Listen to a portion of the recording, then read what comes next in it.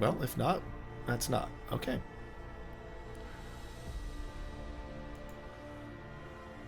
Oh, look at that. You are my hero, dude.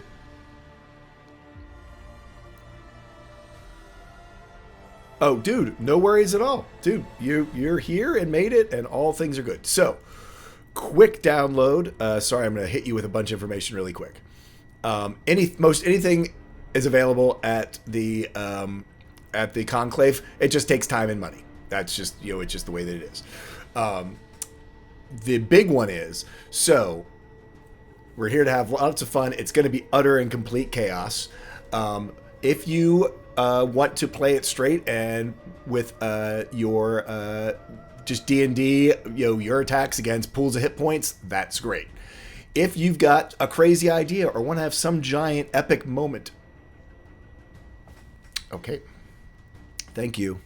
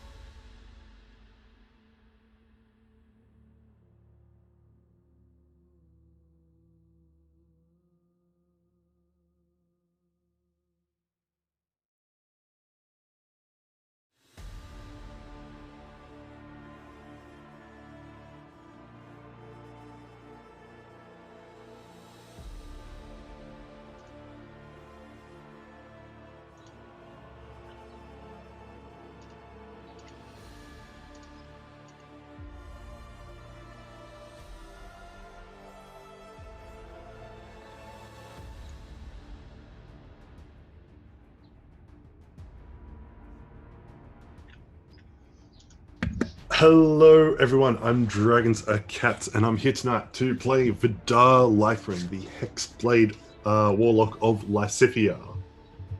The Forge equips, and I'll be playing Vidar.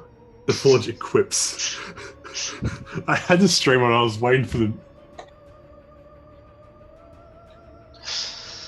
Hello, I am Templar Warden. I am playing the Tabaxi Wizard hidden by Axel, who totally does not have things happening and is totally not as witty as Vidar, because he isn't as witty as Vidar. It's Vidar. I'm now getting Dragons, Cats, and Vidar mixed up. Let's move on. Same person.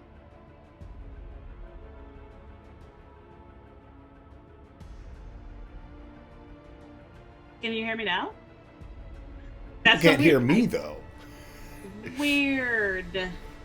Wait. I'm There you Energy 9, Resident Huntress. I play Luna. This is Vin. She's camera shy. There we go. There you go. Next up is Bird vs. Blade. Hey folks, I'm Bird vs. Blade. I'll be playing Iskatol, the half-elf bard turned gunslinger. And I remember characters and names as well. It's gonna be great. Woohoo! Next up is our guest player for this, Not So Speedruns.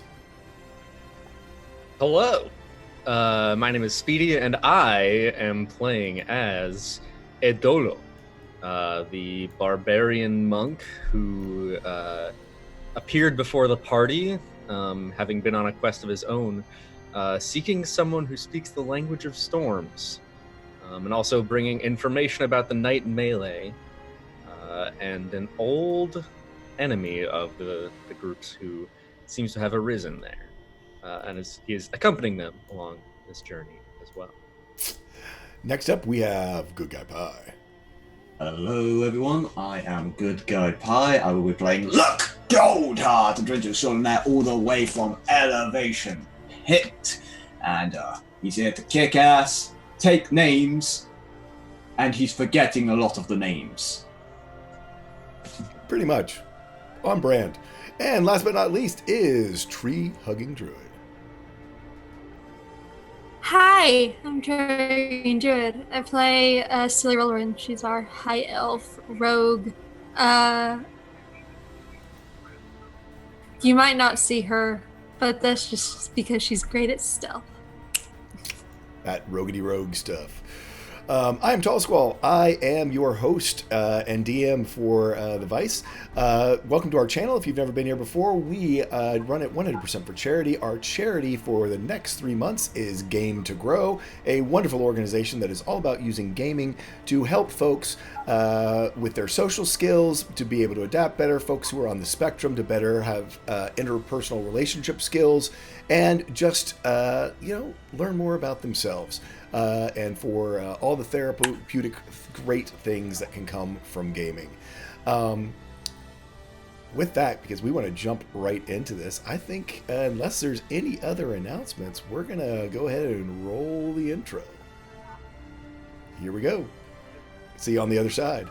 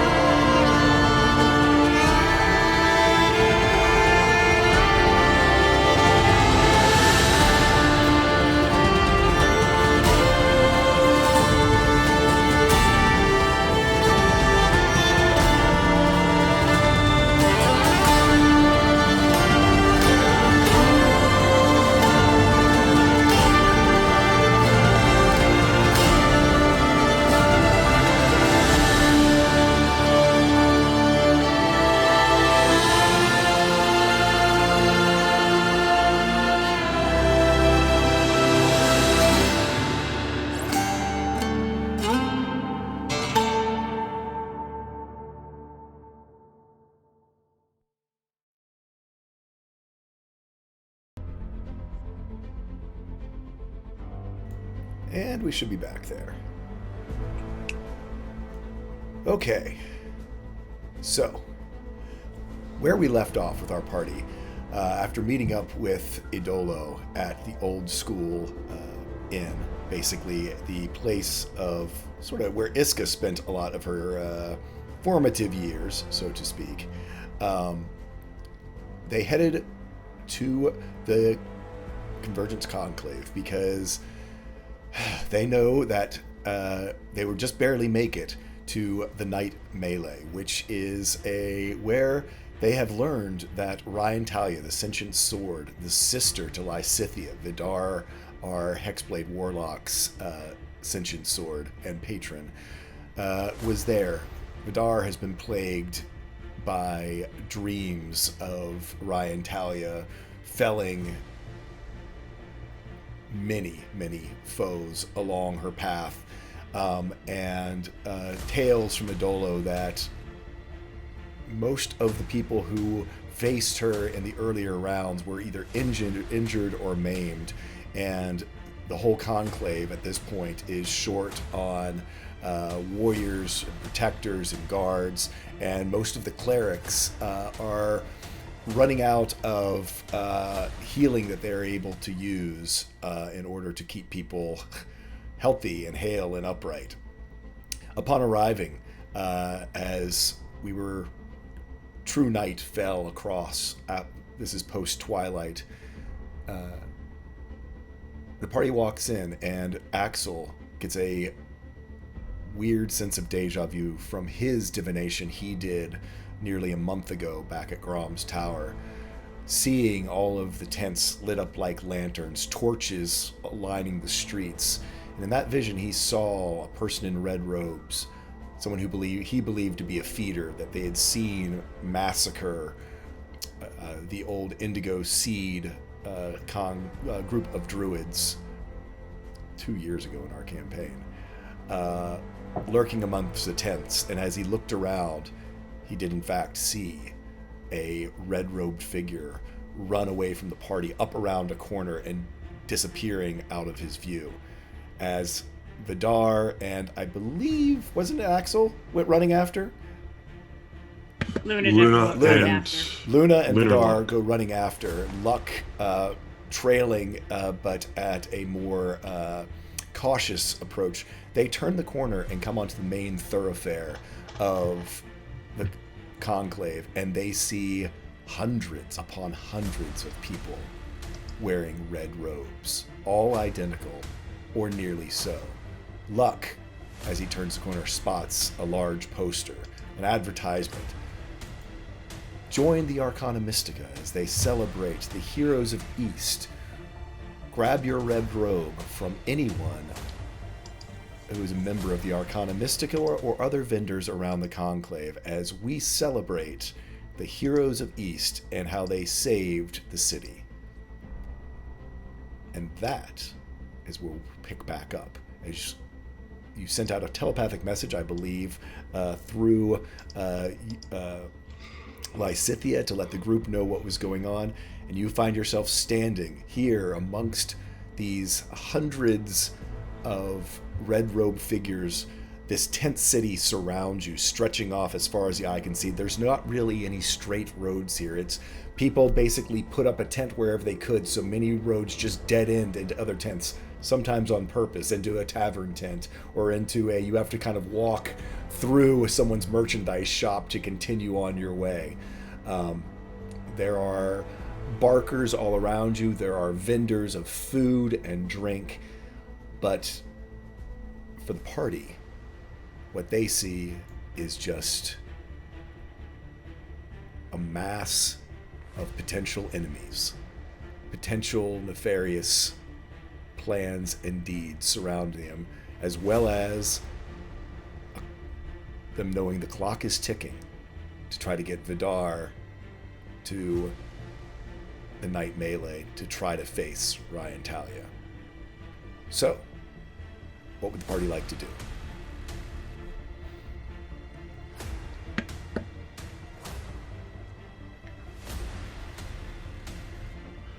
We need to come up with a plan. Plan for what? I Thanks.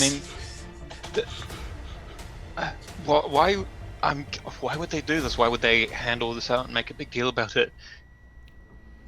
Are they going to do something or not? Because if they're going to do something, then it's kind of, I don't know how it serves them other than good publicity. But there's something's going to go wrong. I just know it. Oh, The Arcana Mystica is working against this world. Whether they know it or not, they're playing directly into the Archmistress's hand here. We've got to figure out which one of these countless people is contributing to the feeders. But we also need to get Vidar in this fight. Right, well, Ebola, Edola. Idola, sorry, bit of panicky. So, the people in the red robes, we've seen them before. They're a group of Arcana Mystica spellcasters. Most notably, though, what they've done before is levitated people into the air. A whole settlement to be And devoured. this is bad. Is he not? You live with dragons, are. They get devoured. Destroyed. There's nothing flying here. The skies are forbidden to all but dragons. These people deliberately massacre innocent people. This whole settlements. That's kind of why we're concerned. Just to lay out the situation. Would agree this is bad. I'm glad you agree. Just putting it lightly, I'm glad you agree. I have a feeling every person in that arena tonight will be raised up into the sky. But why would they do that? For another PR stunt, of course, they're going to get the Heroes of East to turn them away. Or they're feeding the Netherwings so they can do something devastating. Today. There's yeah. I mean, we need to stop them. It does help to know why they're and what they're doing, but kind of all. So, all in one night, we have to stop Vientalia, stop the Netherwings, stop the Arcana Mystica, and show up as some of the greatest heroes of all time. Are you up for the challenge? Eventually, I would also like to meet someone who knows the language of storms, but that And can wait. This all meet seems someone very who knows urgent. the language of storms. That's an we'll add easier that to option. the list. That's probably one of the easier things to be. Well, maybe. There's somebody who's quite possibly will know, but I can't be sure. You know, we'll put on the notice board. Yeah. Lysithia, do you know the language of storms or know anyone who It does? sounds as if we need two different groups. One to deal with the night melee, and one to deal with the feeders, as they are. I suggest we split into those groups, people who are good at persuading, people who play in, kind of looking at Iska, perhaps should go with the night melee, as well as anyone else who intends to compete. The rest can look for the feeders. I am very quiet and I'm getting closer to the microphone. I like the plan, though. If I could have everyone roll me a perception check. Oh no. Yeah, that's the thing. We're having this conversation, presumably in the open. So I was like, yeah, probably not making Yeah. as loud as I am. And I think I would have asked, like as soon as things started going wrong, he would have asked Riley to be in the ring You have the as ring well. now. Yeah. Yeah, I do remember you gave me that, but yeah. Perception? Yep. 20. As you turn to Riley and lift up your hand, the ring is gone. And Luck, you spot the eldritch tail of a large bobcat-looking cat go disappearing into the crowd. the ring around its tail. Where did you get that cat? Oh, I hate this cat. I hate Chases after this. it. I hate this cat so much. I'm going to. You can hate the cat later. We have Get work the to cat. Okay, let's He's go. gone. Axel is actually, yeah, he's going after the cat. Okay. I'll also chase after the cat. Because who better to catch a cat than a cat? Go ahead and. But also, yeah, it's some life on the line here. Yep. Y'all can. There is a huge crowd that's here. You all can roll me dexterity saving throws to see if you can outmaneuver this cat I have advantage on Ooh. for these. whoever's going Nice. after the cat. I'm gonna Nice. move back and defend Riley and just say, stay here, right here. Good. Can't move anywhere. Nice advantage, Speedy. Wonderful.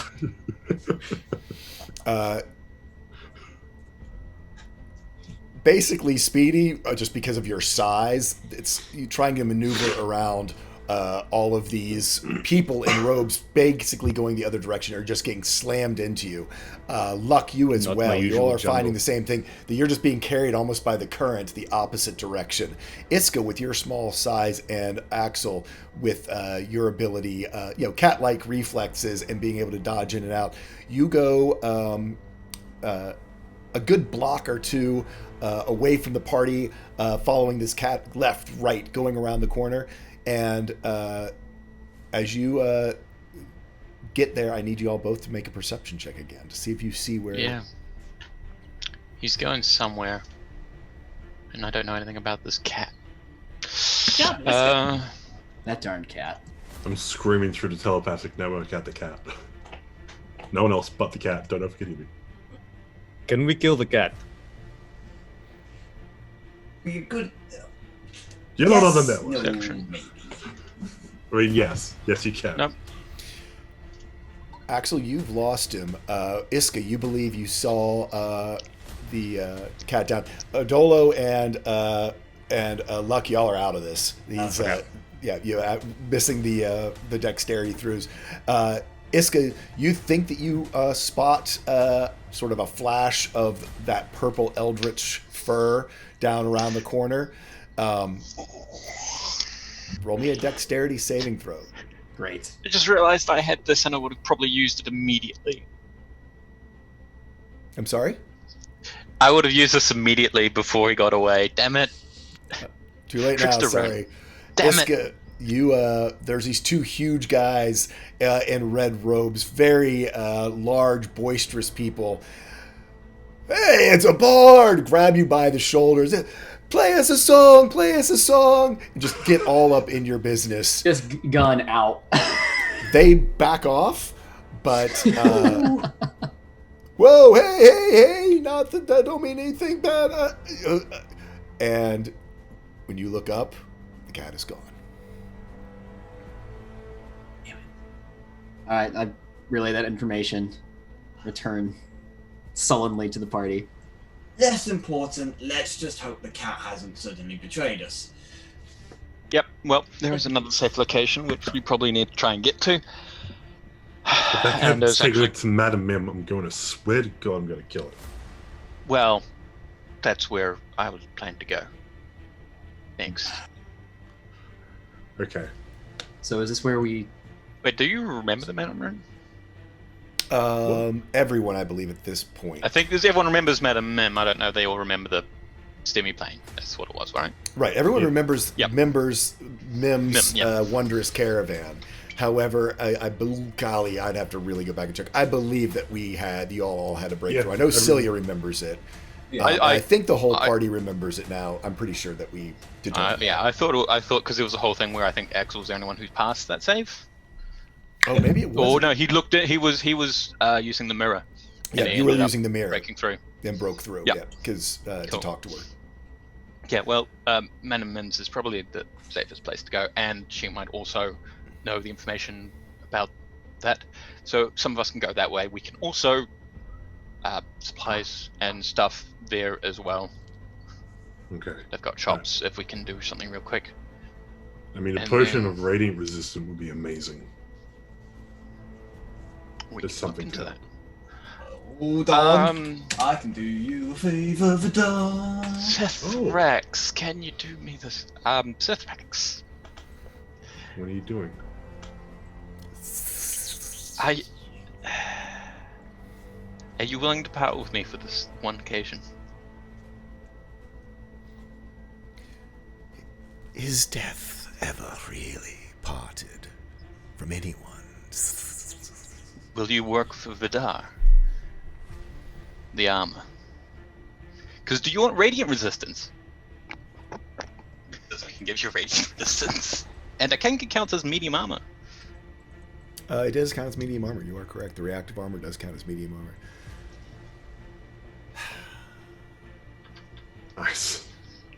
With a sigh. You're sort of having this conversation half with Sithrax in his head and half out loud so that Vidar can... And Sithrax does... That would be acceptable. Oh, brutal. And in his mind, Axel's like...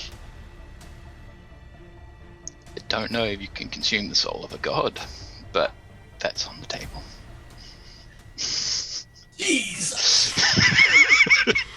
It was entirely that was not spoken out loud. Totally not a lich. Totally not. Oh, lich. Hey, dude! I am bribing you with this. No, I think Sithrax, there is a interesting contemplative hiss. Yeah. Okay, teams sort out. Sorry Mila, to disrupt, but I have to go. Okay, we will see Okay, you. Thanks for this. Drop it Thank you in. for showing up. Thank you. Bye-bye. Bye. Holy. Let's see if people aren't in the right spot, but at least all the cameras aren't crazy weird. So let me move people around a little bit. But continue, folks. All right. 2 teams. That was a great idea.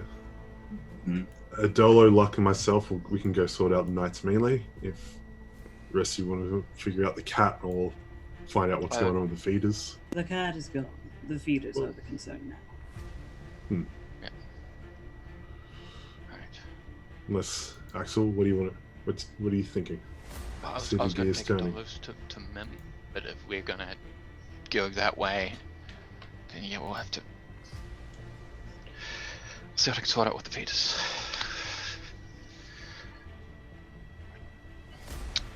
Can Ryla, can you go with those 3, please?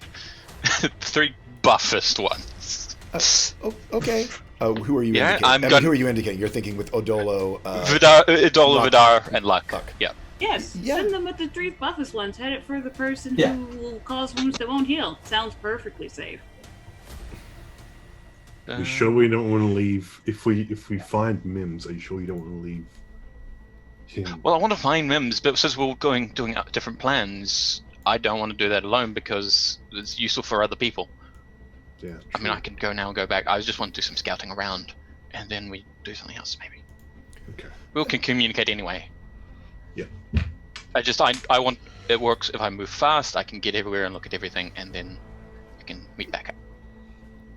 Okay. All right. Yep. So- Just take it. Okay. Going with. Just go with the group. Yep. Going with Mr. Luck. I don't know I what I'm turned doing. I turned to Celia. Is Celia with us? or Say she- is actually not here with us. Well, actually, no. Axel will accompany you to the arena because he's looking around there. So he'll accompany you there and sort of just then dart off and do exploration. Yeah, around the Odolo area. certainly knows the way to where sort of registration and the tourney officials are. But yeah, he'll go that far, and then when they get to the area construction, he's going to be investigating. Okay. So the whole group's staying together right now, following Adolo to the registrar's tent. Nope, Luna's not. She's gonna follow the Red Road lead. I'm sorry, follow. She's gonna go try and look into the Red Road situation. She's not with them. Okay. So, Iska, where are you? Ooh. Luna, are you going to work better on your own, or do you want company? Company is fine. It's up to you. I think We, Okay. there's enough going to the arena, and I don't want to split the party so that anyone's by themselves. So I think Iska will tag along with Luna. Iska, we might just need some cash if we need to do some bribes. She's hands. You still have I believe you still have 2 platinum Luck. bars. I have 2 platinum bars. Here's a platinum bar. Hand it to Luck. She holds it out, looks at Vidar, Oh, hands it to Very Locke. smart move. No trees. No trees. so bushes, got it. Bushes would make a arse. nice addition. A place to put your shoes. Okay, so we'll start off with the group heading into the officials. So Adolo, you head back to this tent. It is adjacent to the now that we're going, you know what? I've got montage music. Do it in a montage. Right into the Even Rocky had a danger zone. montage. Yeah, come on, Kenny, let's go. Okay, so you all head over to the to this big tent that is adjacent to the rest of it. You know, kind of now that you've sort of got your plan going on, it is pretty crazy here. Obviously, as things are just getting started, you see this sort of halfling that you are familiar with a long gray beard, big bushy eyebrows, big gray hair sort of pulled back into a ponytail, just sort of lording over everyone, sort of yelling from place to place. And as you walk in, looks at you and it's like, "Where you been? You're supposed to be in Argo." I apologize. I was escorting these 2 new entries. There ain't no new entries. What are you talking about? Well, seeing as several of the previous entries were permanently dispatched, they have removed themselves from the match. These 2 champions have been put in their place. Hey, Marcus, did that Sun Elf ever make it back? Or is he still missing his arm? You hear back, "Missing the arm." So, what are you proposing here? Well, these 2 are strong warriors. I have tested them myself. So, you're wanting to switch for who? I got money. I gotta pay out on you as though you're fighting, and you're saying this little shrimpy guy? He's not quite as shrimpy as he looks. And I'll just give him like a good like hand on the shoulder shake. He looks from Adolo to Luck and goes, "Now that one, I'd say has a chance. Hey, you, fancy boy, you're an elf, right?" Yeah. I mean, the ears, Well, the hair. I think the other one was yellow, you're more blue, but it's nighttime. Exactly, they won't notice. So, looks at Adolo. To swap you out and cover my losses, 1,500. If you'd prefer, I could stay in, and he could join as a late entry. Everyone likes an underdog, you know. I only got room for 8. So far, it's only the Sunny Elf who ain't shown up. Well, and you. I've bested the warrior with the golden sword before. I can do it again. What would be expected? Right, sure you have. Looks like in the background, Just pay them the bribe. like, we give them the bribe. Give him the bribe. Question: has there been? Do I know who the other people who are in this competition are? Have I seen all of them? You have heard them by reputation. You might not remember their names just because not paying attention to them, but you know that there is the one that you do recall very much so, just because it was a bit of a awkward situation. There is a lizard man shaman who is one of the qualifiers. There was a human female fighter who fights with a bow. There was a dwarven barbarian. There was another elf who was a blade singer. And apparently you heard because there was quite a bit of rumbling about there is a tiefling as well. The other competitors you do not know about. Okay. Cool. That's all. I'll let them make this transaction. I might have a plan for after we leave. Okay. So Luck, you basically hand him the platinum bar. Yeah. Hey, I don't have change. I'll keep it. I was gonna say actually a platinum bar Is that 10,000? no, it's not Or 10,000. It's Thank God. yeah, no, it is. It's like 2,000. So Yeah. Okay. Why is Did you my add- Could not Cilia have since Cilia's not here, could she have given me my money? No. no, you know she Fair. never Don't gave you have money. the money. Live with it. There will be no more tree incidents. Okay, folks. The time it's taken to get here to this, the guy's like, you guys, into the stadium. The handlers will put you where you need to be. Okay. Do you mind if I accompany my companions at least to the entrance? That'll be fine. Yeah, you can spectate from the VIP section, the arena side, since you were one of the competitors. It's pretty empty because no one else is healthy enough to show up. Appreciate it. Thank you. So yeah, you guys are escorted out on the field, and you do see a large round stadium. It's starting to fill up. As people walk in, it's sort of almost like when you see baseball players. Some people cheer, some people boo. There are 8 doors around sort of the entrance to the field of this circular piece. And Vidar is placed behind one. It is just a small, like 5x5 room. Luck is placed into another one. There is sort of like a bullpen type place where Adolo is escorted. There's literally only 2 other people there. One guy is like missing a leg and an arm, and the other one is just sort of propped up. And when you try to talk to them, they just speak gibberish. It's as though their mind is gone. It's real rough. Can I go find the lizard man? You just see the doors, and at this point, you just see the closed doors. You can wait to see if you see them come in, but you also kind of know you were like the last people in. Yeah. Okay. I'd like to slip around a corner for a second. Okay. And I would like to change my form to be that of the lizard man. Okay. Interesting. Cheeky. As you use your changeling form and reshape yourself.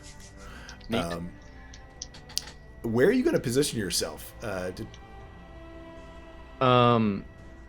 So Yeah, how are you going to go about this? I mean, okay, now you are in the Lizardman Shaman's form. Right. Basically, I want to go around to the. I want to find just like a guard to lead me to, or like not a guard, but like one of the people who an were official. escorting me. Yeah. Yeah, you're familiar with this because this is how all the other earlier rounds go. You easily spot someone. So yeah, where got start? What are you doing? Sorry, I had to go to the bathroom. Just take a dump in the corner like everyone else. And he grabs you by the arm and starts sort of running you around. Anything you'd like to do before he opens this door? I would like to. I just want to like as soon as we get up to it, I just want to be like, that's enough. Thank you. I think I can take the rest of the way from here. Lizardman. And just don't shed in there though. That's just creepy. And as he walks away, you are faced with a door in front of you. I open the door. You see the Lizardman Shaman looking back at you. Awkward.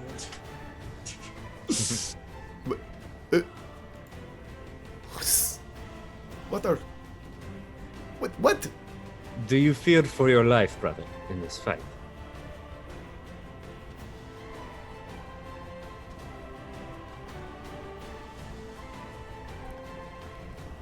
shakes his finger at you, and he turns into Adolo's form. Plot twist! What is this, an M. Night Shyamalan movie? Evil. I wore my bracers for nearly a decade before I had them cut it off, as he looks down at your wrists. These bracers serve a different purpose now. And there will be free of them soon enough as well. But today, I have allies in this fight. And while I would not wish to deprive you of the glory of battle, you should know more than anyone that those who stare too long at the sun may be blinded to what lurks in the shadows. There is more going on here than you think. He gets a huge smile on his face. Roll me a perception with advantage. And the DC's gotten so low on this. On a 21, he looks at you and goes, "They taught us well in the gladiator's pen." Oh man, I love when things don't go how I expect. The gold dragon thinks you are her ally. She thinks that you are a worshiper of the sun cult. She will let you close.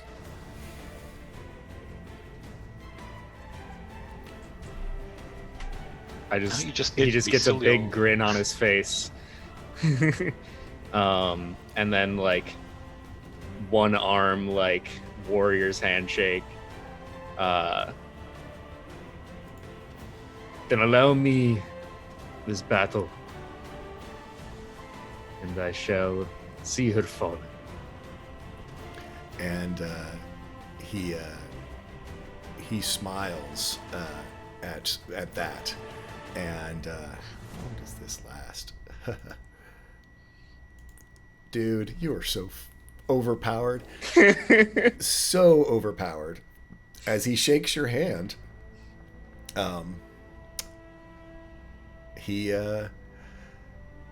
they won't think they will know it's not me if you don't go out as I would. And he casts Spirit Guardians on you. Shit! All right, cool. Are you familiar with Spirit Guardians? Here, give me half a second. Every cleric's favorite spell. So I am gonna have angels around me that do damage anytime an enemy is within range. Pretty much. Sweet. As if I didn't need any more power. Yeah, no, you are so damn. 3d8 radiant damage or necrotic. You will see that as they show up, they are black and not glowing with light, as they have this sort of they are golden, but they have these weird dark hearts to them. Cool. Wow. Okay, so that's Adolo. Luck, Vidar, y'all are in these little squares. Axel, Luna, Iska, what are you all up to? Okay. I'm guessing I can't just randomly punch people. You got a red cloak. I mean, I'm guessing they're I shouldn't just randomly punch people. Yeah. Oh, I think your mic just did the thing. I'll tell you what I'm gonna do. Actually, Luna, I'm gonna let you lead for a second here. Basically, Iska's plan is to kind of follow Luna's instinct, and if she feels like we have any sort of sense eventually of being on anywhere remotely close to a trace, Iska's gonna cast True Seeing to hopefully reveal anything hidden, especially via magical means. just to help us get a little bit closer to the truth here, or if there's any feeders that are, I don't know, kind of locked away somewhere, or any other like weird Full Metal Alchemist style giant runes on the ground beneath us. I want to know Right. about it. Okay, so yeah, kind of let me know when you are thinking that that's when you want to let that kick. Luna, I mean, you can just start punching people. There's hundreds of people here. I'm not gonna she's not gonna actually do that. No, she's where would she go? She would probably look for robed figures that are sort of try and find some that are off by themselves, not part of the crowd. Okay. Try and see kind of what they're doing. Just figures like, okay, like yes, have all the distracting people all in one place, but are there some solitary, like, I don't know, one up on a roof setting up our teams? I don't know. Yeah, do me an investigation check. Okay. Can I help you? Can I help her out? You can. Are you gonna like bardic inspire her, or just lend a hand? You can either both roll individually, or she can roll with advantage. Why don't you roll with advantage? I'm pretty sure you probably have a higher thing. No? Okay, Investigation? then I'll roll separately as well.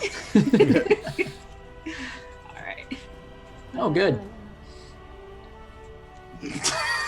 What is this? Don't worry, Ace Detective's on the case. Then, yeah, there's just a lot. There's so many There's a lot. different people. That's the problem. Is you've got drunk people wearing red robes who are up on the roofs by themselves. There's people trying to climb up, to get a better view into the stadium.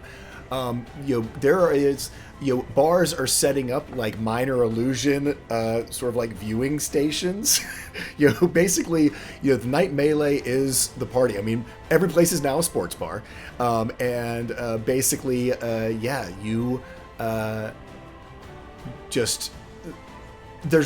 almost like there's nowhere to start because everyone is wearing robes and acting in every possible way. Okay. Because the Arcana Mystica was doing it, and also vendors were doing it as well, right? Correct. Okay. All right. Luna's going to try and sort of, well, we can do it mentally. That's right. So mentally, kind of the Iska, Luna's going to suggest, do you think you could pretend to be a vendor and us find the Arcana Mystica under the guise of I didn't get whatever disguise was for the red robe thing?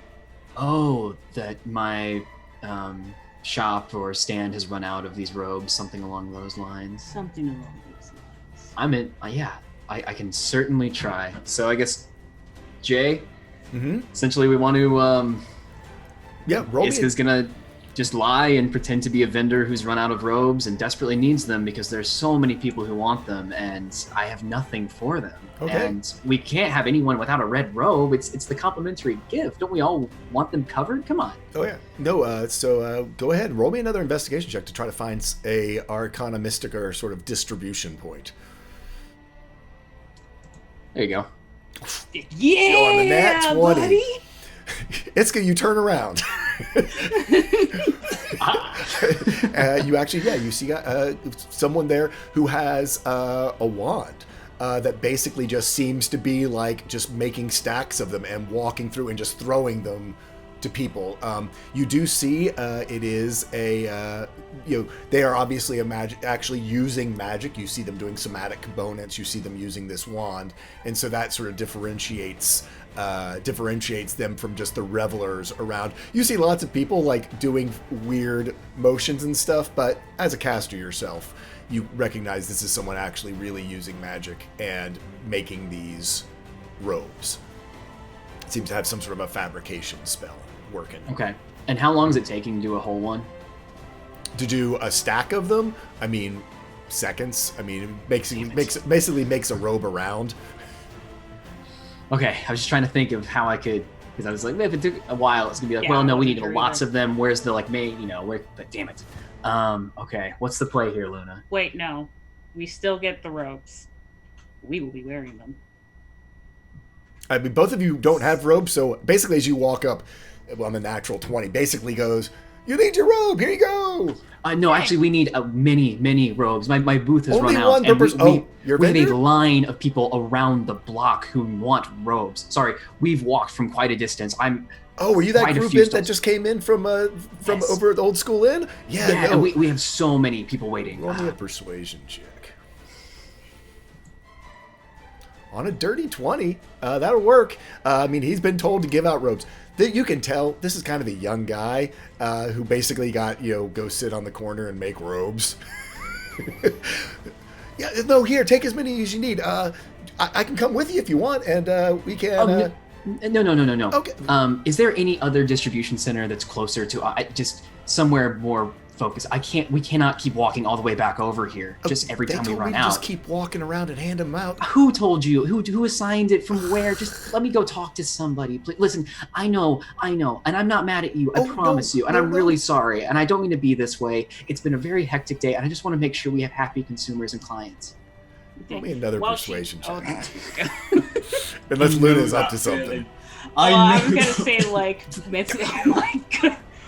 Well, mentally, I was gonna prod him when he says like, "Oh, I'll help you carry them." I was gonna sort of mentally be like, "One of us can disguise ourselves as them and say there's a problem." Your call, though. That involves knocking somebody out in time. All right. Well, just let's see. So with my I got a 30 on this. You got a Just 30, yeah. Wanting to know. You can do what you want. I was just kind of throwing it out knowing there as that an you've got option. this guy hooked. Basically, like wanting to know like where his orders came from, where the like kind of central. I don't know. I mean, I got sent here by the prefect of the conjuration school. And that name, just a name, just to get me somewhere, just so I know where to begin. Oh, that's Prefect Marcus. Prefect Marcus. Oh, thank you so much. Your name again was? You can call me. You can tell he's lying because he doesn't want Marcus to know that you sent him to me. He's trying to make up a name as quick as he can. Oh no, go ahead. No, you got it. You got it. I'm Steve. No, you're not. But if he knows that I sent him, that they're going to. I just want to. He's gonna totally fail me. No. I live on his promise. hall. He's gonna make my life a nightmare. Just say some guy sent you to him. Okay, great. Thank you so much, some guy. It's been a pleasure to meet you. Oh. Say it is Hubert. He's an ass. He's down the hall. He's on the other side of the hall. Say Hubert sent you. Hubert, you've been no help at all, and I'll make sure the prefect knows. Okay. Yeah. Say he was he was trying to sell him. That was a big deal. That we're not supposed to sell him. Okay. Good to know. Thanks, Hubert. This is some political nightmare. He kind of he goes off very pleased with himself. This is the equivalent of YouTube drama. Okay, well, we have a place to go. We have a shitload of robes. And it's at least potentially a starting point for trying to find something. So that's what I've got, Luna. Thoughts? Well, we could. Do we just want to try and keep climbing the ladder? That will take time, though. How to do it quickly? They said selling robes was a problem, correct? If we start selling robes, someone with higher authority will come check it out. That could be our opportunity. This scares the ever-loving hell out of me, and I could not be more excited to do it. So let's make some distance, and as soon as we get some distance from Hubert, Iska's gonna put on a show for the crowd. Okay, before we get into Premium red robes. Oh my god, we can do this and make money. So, just as a note, you've left Heroes robes. just as a note, well, first thing, where is Axel? Are you with Iska and Luna? No, because he went with the three of them, and when they went Riley in, was also with us as well. yeah, if you guys were all going to go in, he probably just would have taken Riley. He is looking around for a tall structure that gives a good view of the area. Most everything here is It is. tents. There are a few towers that are around. You can roll me a. Actually, you're a cat. You can climb up to get on a high point, so you can look around to see what sticks out above, and then Yep. give me a perception. He's Assassin's Creeding this, guys. Nice. Full on Assassin's Creed. Perception, Perception, yes. Ezio! and he's actually gonna ask Riley to help as well. Okay, so Riley can either roll one or give you advantage. I'll take the advantage. I think would Okay. work better. Not that it changes anything, but Yep, he gives you a boost to get up to a nice high spot. yeah. On a 19, the biggest, tallest place that you see is one you recognize. It's the tavern at Mims, where all of the other tabaxis were hanging out. The Leaping Lion Tavern, where it had all of the high rigging for the tabaxis to be able to deliver. It's about 500 yards. But does it have a view of the arena? You probably couldn't see into the arena, but you certainly could see the arena. But can I see like the stands or the top of it? Oh yeah, you can Where see. I'm thinking the people would be, maybe. Yeah, you can't. You probably can't see the field if you were to climb Yep. up there, but you could certainly see the arena and the top levels of the stands. Yeah, that's what he's looking to see. All right.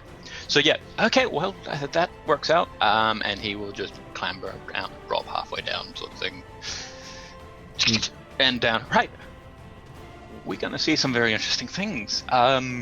We're also gonna find a place to put you, so you can stay where it's safe, and there's someone there, and I can talk to people. There's a lot to do. I'm a bit stressed.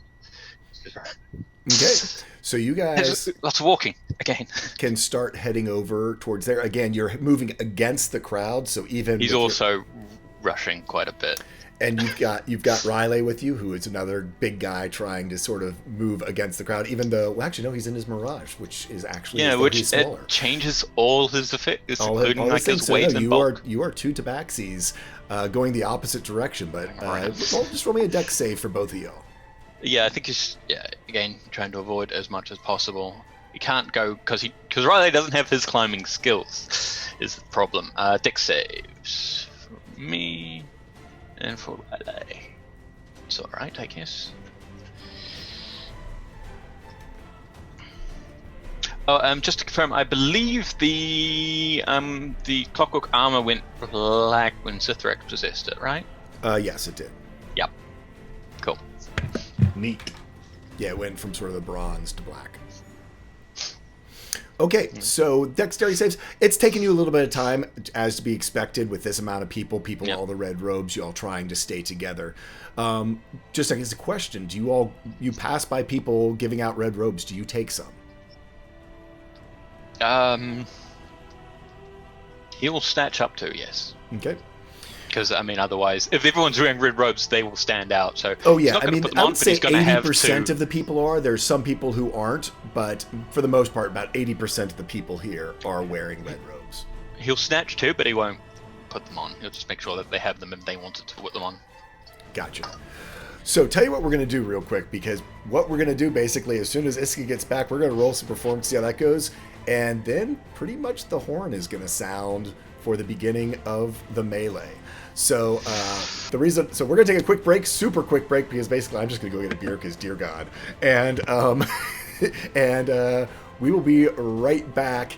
If you all have any other last plotting you want to do out of the DM's earshot, you all are welcome to. But I am be right back. And either Bird or Alicia, I know Bird, well, because you met the guy at PAX. If you want to talk about Game to Grow, that would be great. Sure. Game to Grow is this fascinating initiative.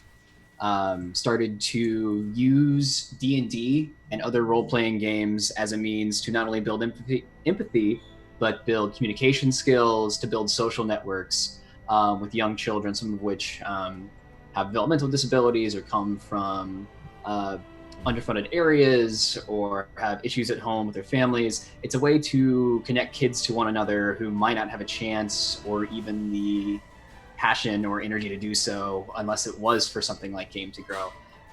Game to Grow is currently doing really, really successful work A lot of kids show up saying they have zero social network, and by the time they leave, they consider people they game with absolute best friends. It's such a cool thing. It's something that, as someone who worked in the education field, I've been really like wanting to see if it would work out that way or be successful. And everything I've researched about it just says it's knocking it out of the park. So if you have anything and would like to donate, by all means, go ahead. There should be some links down in the doobly-doo. And if you don't, that's okay. Feel free to just hang out and chill and have fun with us, as I'm pretty sure the BS is incoming in like 90 seconds or something like that before this really goes off the rails. I don't know. I think the goal, planning without the DM around, is to break Jay today, right? That's what we're... Yeah, Yeah, of course. absolute domination. Was that the goal? Because I'm not sure I can do that. I need to kick it up a notch into Crazy Cat territory. I just really need at least one instance a day of Jay with his Just like- jaw open, just... See, here's the thing. Jay hasn't seen John Yeah. Wick. So I'm just going to describe John Wick things. See if I succeed. And then he will experience Grain John gets Wick. murdered. Imagine if Grain dies, and that would be full luck is not John Wick. Where is Grain, by the way? Is he? No. You don't know where your dog is? Because we've kind of just left Grain on the side, but Grain has got to be somewhere. Is Gray still in the ring? Because I know sometimes it was in the ring. Grain's a feeder. Oh my god. No, it was.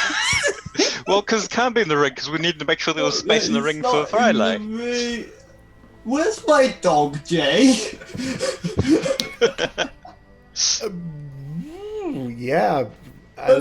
Yeah. Grain probably. I don't think Grain's been in the ring for a long time, though.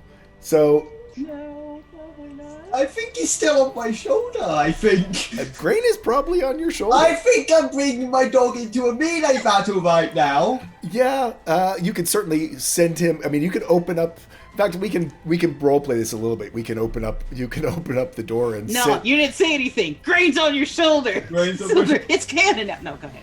Well, but even when once you get out there, and I mean, I figure Luck is probably realizing the same thing as he's sitting in there No, going. it's totally fair. But Where's my dog? And just yep. Whoa.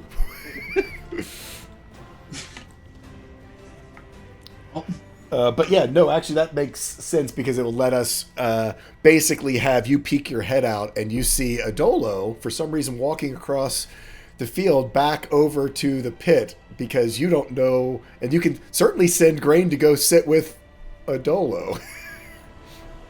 No, I like the idea of the gates open and just Grain there.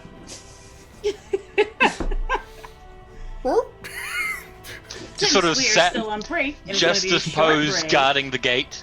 that would He's be guarding your great. quarters. But since we're on a short break, it's time to do everybody's favorite segment. Fun of the week. Fun of the week. Oh, we have choices today. Choices today. Ah, that's right. Ahem. What lies on the ocean bed and twitches uncontrollably? What? A nervous wreck! I should have known that. I know that one. I should have guessed. I can't believe I forgot. Now I have to suffer through it again. You missed it. Luckily, you missed it. Well, we need more then. See, You know the perfect rules. timing. If they Everybody's miss it, we back. need more. Oh No, no, no, no. We're on time. Wait, We're on time. I'm sorry, schedule. I No, we didn't hear got it. we got to keep it moving. I didn't hear it. What was it? Okay. So, Luck, you wonder where your dog is and see him sitting on your shoulder. You got a plan for this one, boy?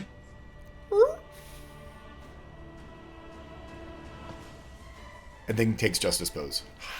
Alright.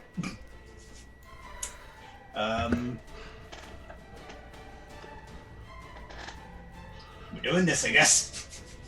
Great Luck, sort can of you hear me? hops off your Telepathically. hops off your shoulder and kind of goes and kind of gives you the Justice Pose from here. Look. Yeah. Make sure no one touches my quarters. Woo! Vidar,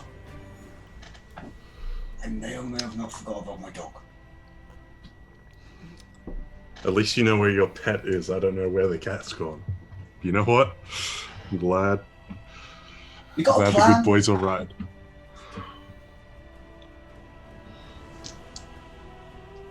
Yes. What's the plan? Any second now. Okay, we keep the Dragon Callista occupied. We get that sword out of hand. One thing I want to ask: as soon as anything looks like it's going to go south, and we're going to have another Moss Hollow, I want you to get as close as you can, and I'm going to send you and whoever else the party is close by to take out those feeders. But if that doesn't happen, let's just focus on Callista. Get that sword out of their hands. I'm going to try to get as many people down as possible to get some blades on me. I'll try and keep them busy before they do anything and just do a clean-up job or something. Yeah. I don't know. I mean, if you got any suggestions, I'm down. I don't know. I'm not a tactician. Okay. Beat it, punch, hit, kick, shout insults maybe. Have we tried poetry? No, poetry's not good, is it? I mean, While this conversation continues,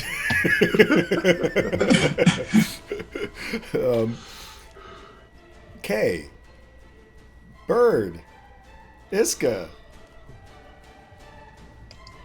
Just sell some robes.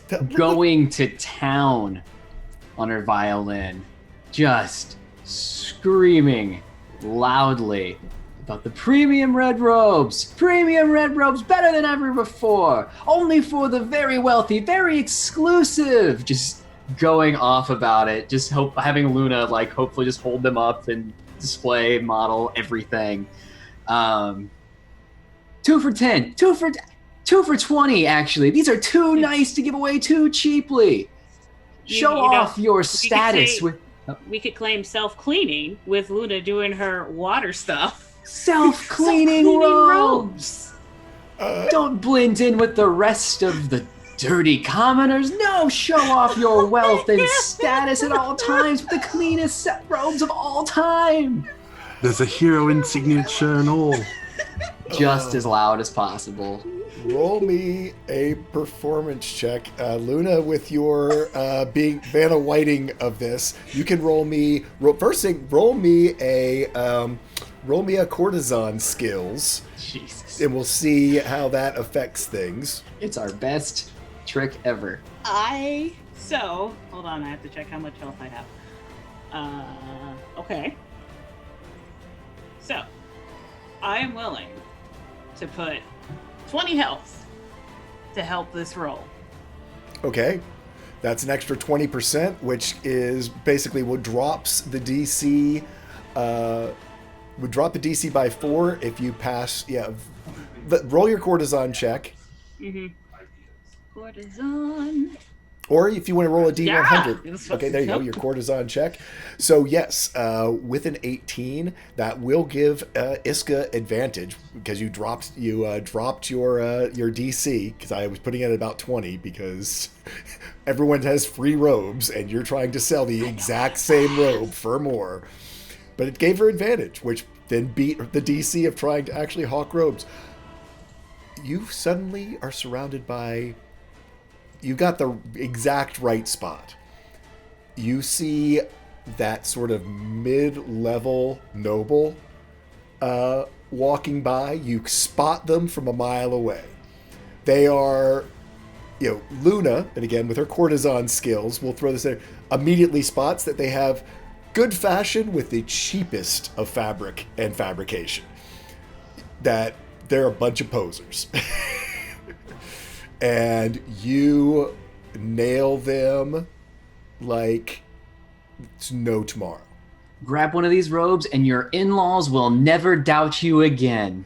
I'm just really going in on this. You see one husband like smack on his wife. We gotta get one of those. We gotta get one of those. You see others start to gather around. Once you get one person who's a little bit better dressed, Luna begins to sort of, expertly drape them so they look like they're a little bit something special. You make about 100 gold. Yes. And You're just here running a scam, aren't you? as you we are saving the world. We're just also lining our pockets. It's kosher. And we will get back to you as a crowd of low-level nobles begin to recommend you to their friends now. But we will return back to the arena. I've got one plan, Vidar. Yep. The audience is going to be against us. So, get the audience on our side. We may be able to sway the crowd to do certain things during the combat if things go down south. God, I don't know how to play to a crowd then. You are flashy, teleporty, sparkly man. I am nervous too. Alright. I've got an idea though. The idea is that the eclipse is coming and I'm going to put out that sun. I just need to get close and then just layer on everything I can. So Be charming. let's get flashy. Sorry, through the stream, I thought I had this all set to frame itself the right way. I will remind my players, do not watch the stream.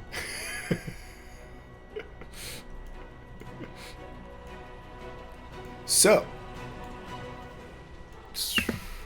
Before going out, I cast Starlight Armor. Okay. Yeah, you hear an announcer begin to go out onto the field and start to do a big show of announcing the fact that the melee, the night melee, the event of events for the Conclave is about to begin. And all 8 of the doors open. I would like to, through my aberrant dragon mark, cast Fog Cloud through the gate so that I have like a cool smoke effect. You doing a little light show as well, or are you having a full WWE entrance going on over there? Mm-hmm. I didn't even think of that. Actually, with your spiritual guardians, it actually is pretty damn cool as they're spinning around you, and as Vidar, Adolo, and Luck, as you step out, you begin to see your other competitors. First, of course, your eye is drawn to Callista, wielding Ryan Talia, as she steps out there as the top forerunner. From one door over, you see a Dwarven barbarian make an appearance as he steps out wielding 2 axes. A human warrior with a bow and a confident stance strides out. Luck and Vidar, you see a lizardman shaman, unbeknownst to you, Adolo, as he steps out wielding a giant staff. You then see someone you recognize.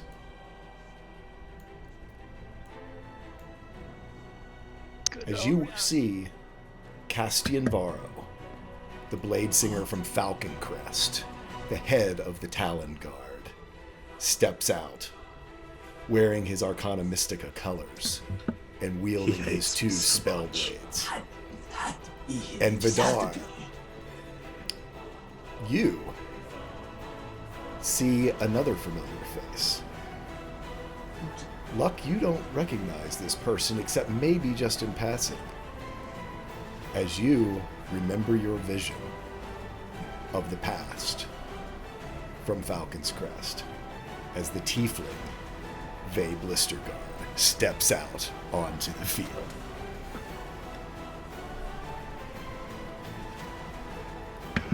I'll snap. I'm gonna walk out activating my Rite of Lightning. Why not? Okay, everyone, you can take a moment as everyone strides out, and we're going to get some initiative going. So 1, 2, 3, 4, 5, 6, 7, 8, 9. If Callista's within 90 feet of me, I am gonna just straight up go just hex. Gonna hex her. That's my entrance. You're gonna Before get even so the battle murdered. starts? I'm gonna. Well, I don't have to do the somatics if I'm just flying and flurrying out my blade. Yep, Because that's true. Warcaster, so I can just speak and that's it. Yep. So yeah, you go ahead and you hex Callista. The eclipse is nigh. Your light is done. The barbarian. She can have disadvantage on strength. Disadvantage on strength. Remind me that there's a lot going on. Yeah. Oh, that's Odolo, please roll your initiative. I did. Okay. Did Cool. The one person who's doing the things. I'm trying to still get to all my different players. Oh yeah. Whoops. oh no. 8 and 8. Oof. Well then. Oh dear. Sindula. There's a no dear from me. Oh, why is this not showing up? I've got this new Beyond 20 thing. Oh, there it is. There we go. Sindula, Castian, Varo. I need to get this open. So we are going to have our Jeanette was going to play Castian. So Castian, let's get initiative going for you, buddy. Vay, do you have yours? You can click on her. She is a token. Okay.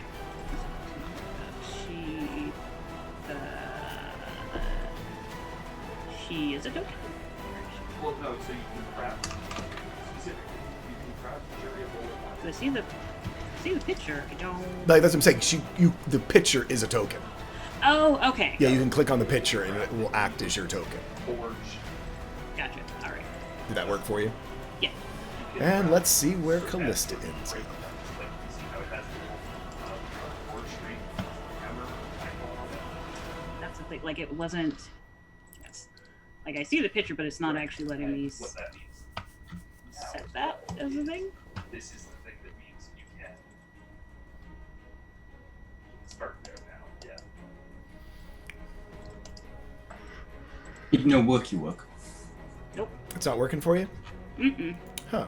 Let me just double check. And actually, should be. Oh, that's why. I'm sorry, because it's not lined in. I thought it was. I missed her when I was setting everything up.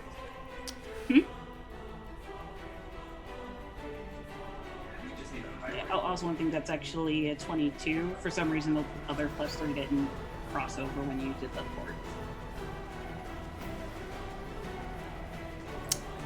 Huh. Crazy. So it's 22. I don't know why it's just being very weird. But, okay. So let me just add her in. And if you are welcome to either have your rolls show or not. It's up to you. So you would say it's 22, 23? 22. 22. Okay. So the master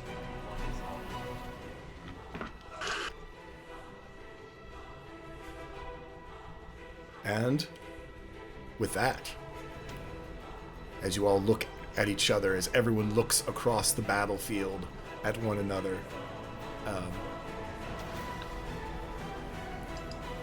you take your first action, which will be to Vidar. All right.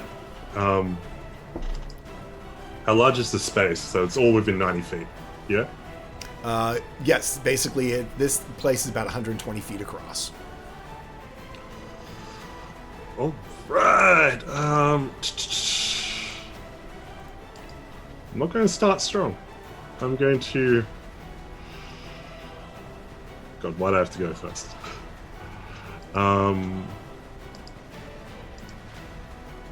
As Vidar comes out, he flourishes Lysithea, summon it to his hand. He's going to step forward and he's going to look across at Vey and say, well, he's not going to look across at Vey. He's going to look across at Vey and give her a nod. And then just focus eyes on Callista.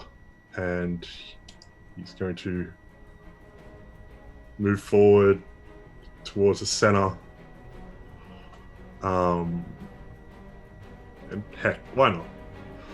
Just straight up, three Eldritch Blasts just going at her. Okay, go for it. 14, natural 20, and a 21. Okay. So,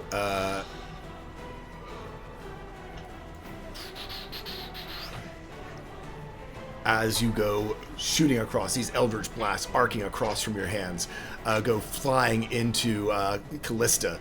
With the, certainly, the 14, unfortunately, goes flying over. She dodges to one side. You see it sort of ricochet off of Ryan Talia. The natural 20 goes slamming into her, and you aiming for Callista, correct? Yeah. Okay. Just all in Callista. Yep, so you aim for Callista, taking the 15 points of damage as this force damage seems to knock into her. She sort of smiles at you, and... was the force damage effective in any sense? Seemed to be what you expected. And on the 21, a hits again, plus another 3 points of force into her. She sort of wipes her thing, and you hear again in your mind that laughing of Ryan Talia.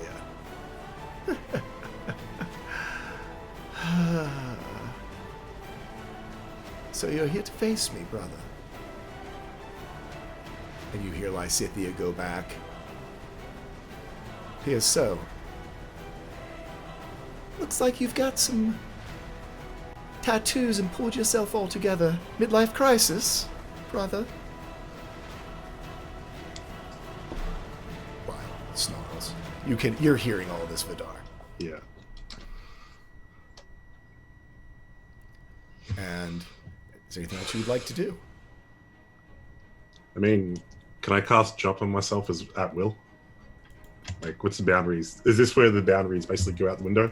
Basically, it's for your action. So you still only have one action. If you've gone ahead and do an attack, then you've used your action. But yes, basically it's you can use your action for something other than an attack to do the crazy stuff. Cool. Vey, you're up next. All right. Vey, a bit confused at Vidar looking at her because she doesn't know who you are. Nope. Nope. We'll go and turn to Castian, since he's Arcana Mystica. Yep. And she's going to cast Far Step as a bonus action, so she can teleport to 60 feet away. Mm-hmm. So she's gonna do Far Step, get and get right up next to him, and then hit him with a sword. Okay, go ahead.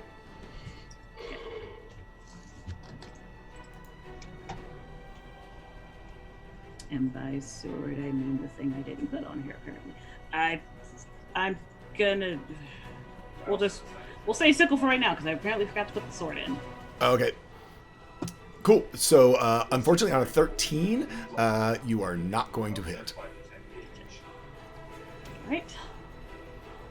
She still has bonus. That's her action. That'll be it. Okay. I'm going to roll a D100.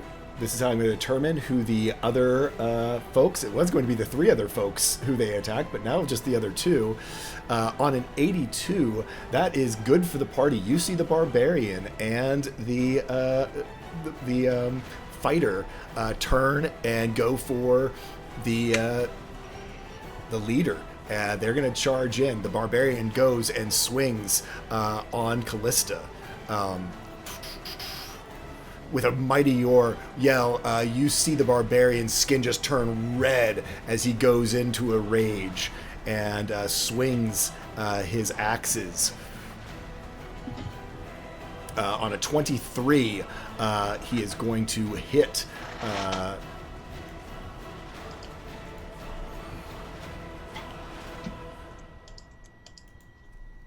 and as he hits in there, you see Ryan Talia swing up and parry the attack so that it then does not. It hits across Ryan Talia's surface and then skitters away as his first attack does not connect. He goes again.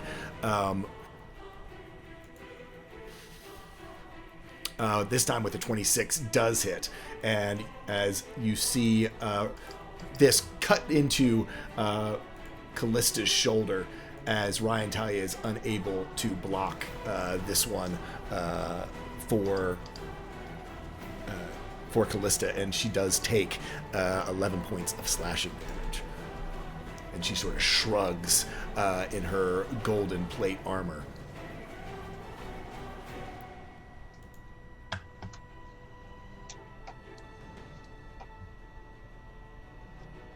Oh, that's why I didn't roll. I didn't roll for the barbarian, did I? Anyway, he's going with all the... we'll put him with where he was. So the next up is our archer starts shooting and makes 3 quick attacks against Ryan Talia with her bow.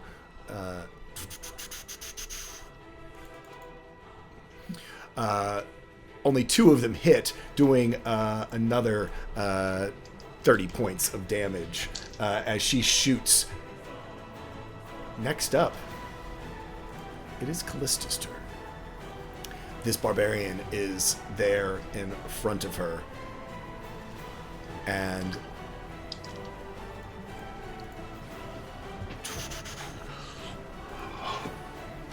she looks with a smile and just looks at this barbarian straight in the eyes, and you watch as Ryan Talia begins to glow with a radiant, deep solar flare as it comes swinging around, not once, not twice, but 3 times. The first one is a mighty blow that you see basically takes this barbarian who wears very little armor and just hacks deep into his shoulder. You then see that radiance of Ryan Talia, empowered by Callista's Paladin Smite, channel more energy down through it, and where it had once gone deep into this dwarf's shoulder, huge, massive Hildorf shoulder with so much just sinew and muscle, you see that energy release, and you watch as the dwarf's arm gets chopped completely off as he takes 20, 30, 44, 54, 57, 67, 75 points of damage on her first strike. And you just see her smile. First. She then swings again. This is fine. This is fine. On an 18, he is able to bring his other axe up and block the attack. As Ryan Talia goes sliding down across the blade, you see this magical weapon that he's wielding. No one's here who's studied the door. Oh no, Luna actually. Don't know if you've set her up for this, but you could do a History and Arcana check with Vey, Oh, having done some study with why she's here and what she's trying to do about the dwarves.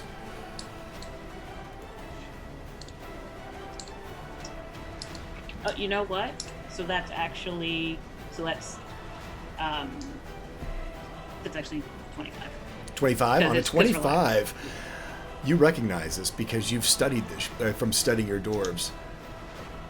He's wielding the axe of the Dwarvish lords of the hill dwarves. This is an artifact, and you watch as Ryan Talia comes down on it, and you watch as a chunk of its shaft is cut away from Ryan Talia's force as he blocks the blow.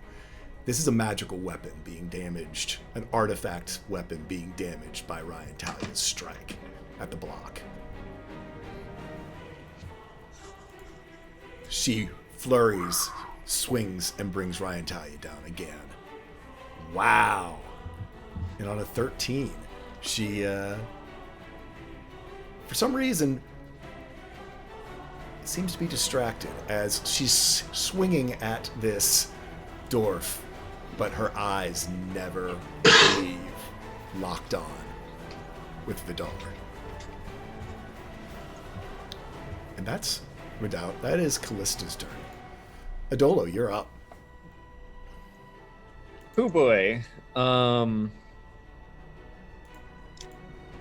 far away is the archer from me? The archer has stayed right near their door.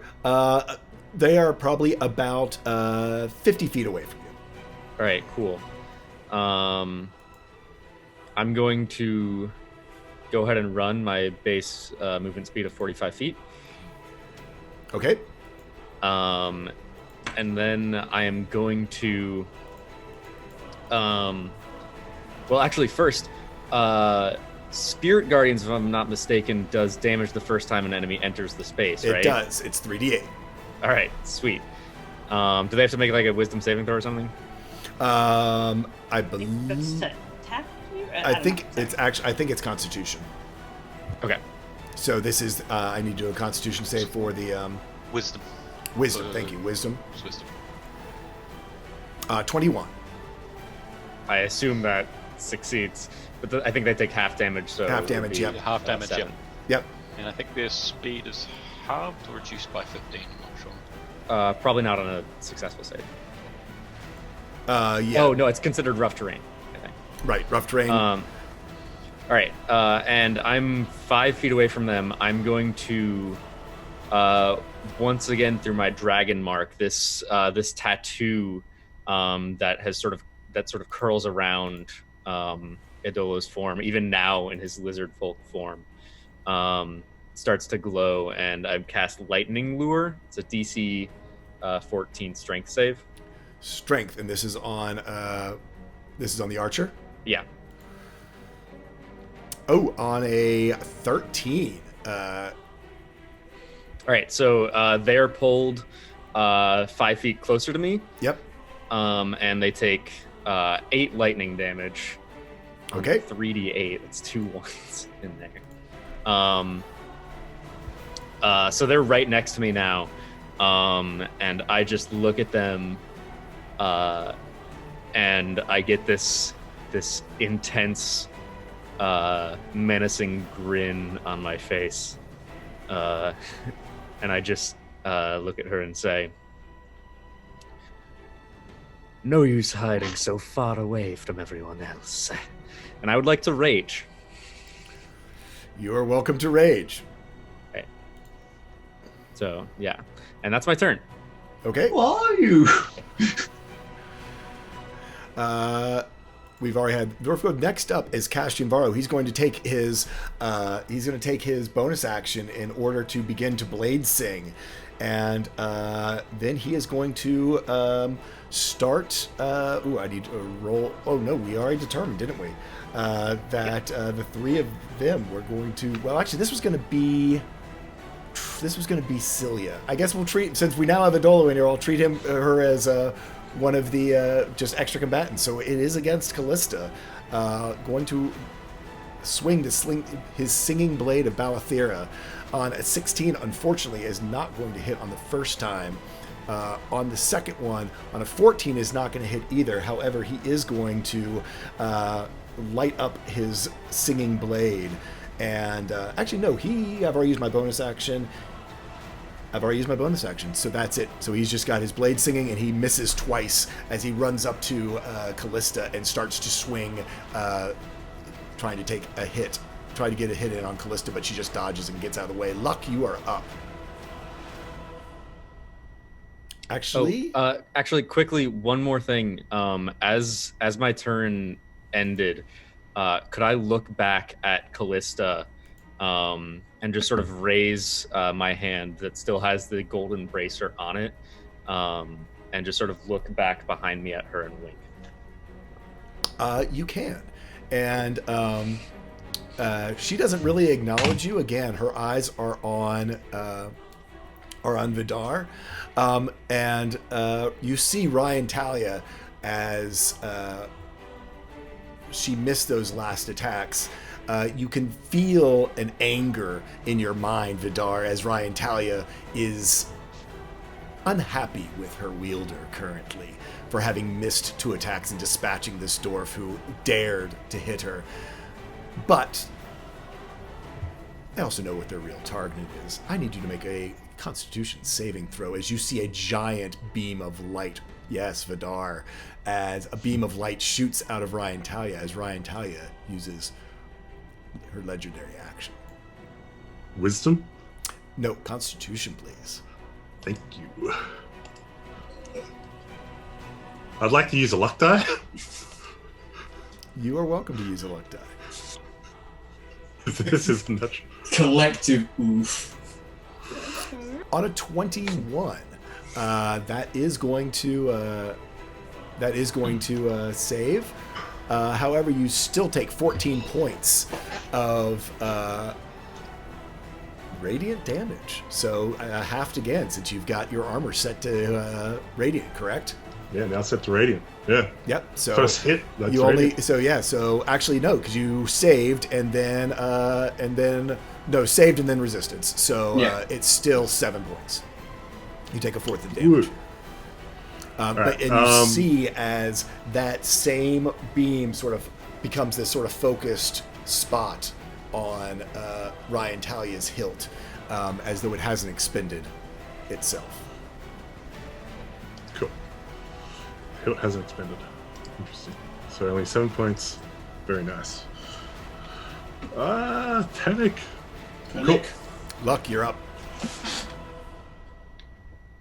Yeah, we're doing this. He's going to throw a message over to Vidal and the others and say, I'm really sorry if this doesn't work. I'm activating my Radiant Soul. To fly. Okay. He's going to fly, isn't he? As an action, and as a bonus action, I'm downing my I'm activating King Potency. Okay. Increase my maximum strength. Increase my dexterity. Can I, over telepathic chat, say, don't run in there just yet? And give me an opening. He's already on his thing, but I mean, you can go with more caution, certainly. Yeah, give me an opening is all I need, Vidar. And I'm going to move 30. I'm going to walk 30 feet first and shout to the crowd. Witness me as I fear no man, woman, weapon, or sky. Nice. And yes, 2 giant golden wings burst from your back as you hold up your pickaxe and make an entrance to this battle. I think that's all of your actions, yes? Yep. Yep. Yep. We're going to jump back over to Axel real quick now that we're top of the round. Yeah, so he heard the gong ring. How far is he from the tent? You are just now arriving at All right. at the tent there. You see the Leaping Lion Inn is packed to the gills with people wearing red robes. Mims is hopping tonight. There are fireworks. All of their Genasi entertainers are out. Familiar faces from your time here before, and yeah. So you are there. You can see this high mast that's sort of right up through the center of the tent. It almost looks like the mast of a ship with a crow's nest at the top of it. You do see a small tabaxi figure that seems to be up in the crow's nest. Roll me a perception check. Is it stacks too many plates or something? Right? It does not We'll see. take a whole lot. Even before you see, you can suspect very much who would be up there. All right. And with your perception Yeah. checks, it will either confirm. Yep. Okay.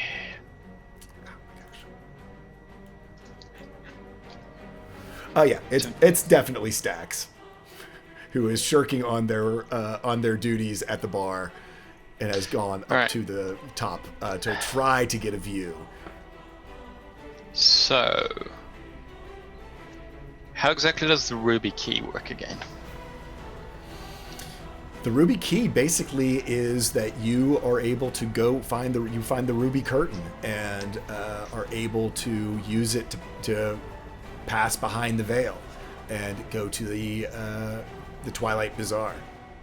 Okay. The pocket dimension of magic within Mim's caravan. Can he give Riley the instructions? Does he know enough details? Like, you go here, you do this, you go inside, you find Madame Mim. The trick Can he do that? you can Yeah. certainly try. One thing that you would have noticed immediately, the layout is completely different than what it was before. So you do see sort of that row of vendors with all of the different fabrics and tapestries hanging, but it is in a whole different configuration in a whole different part. This would be useful just to let somebody know now.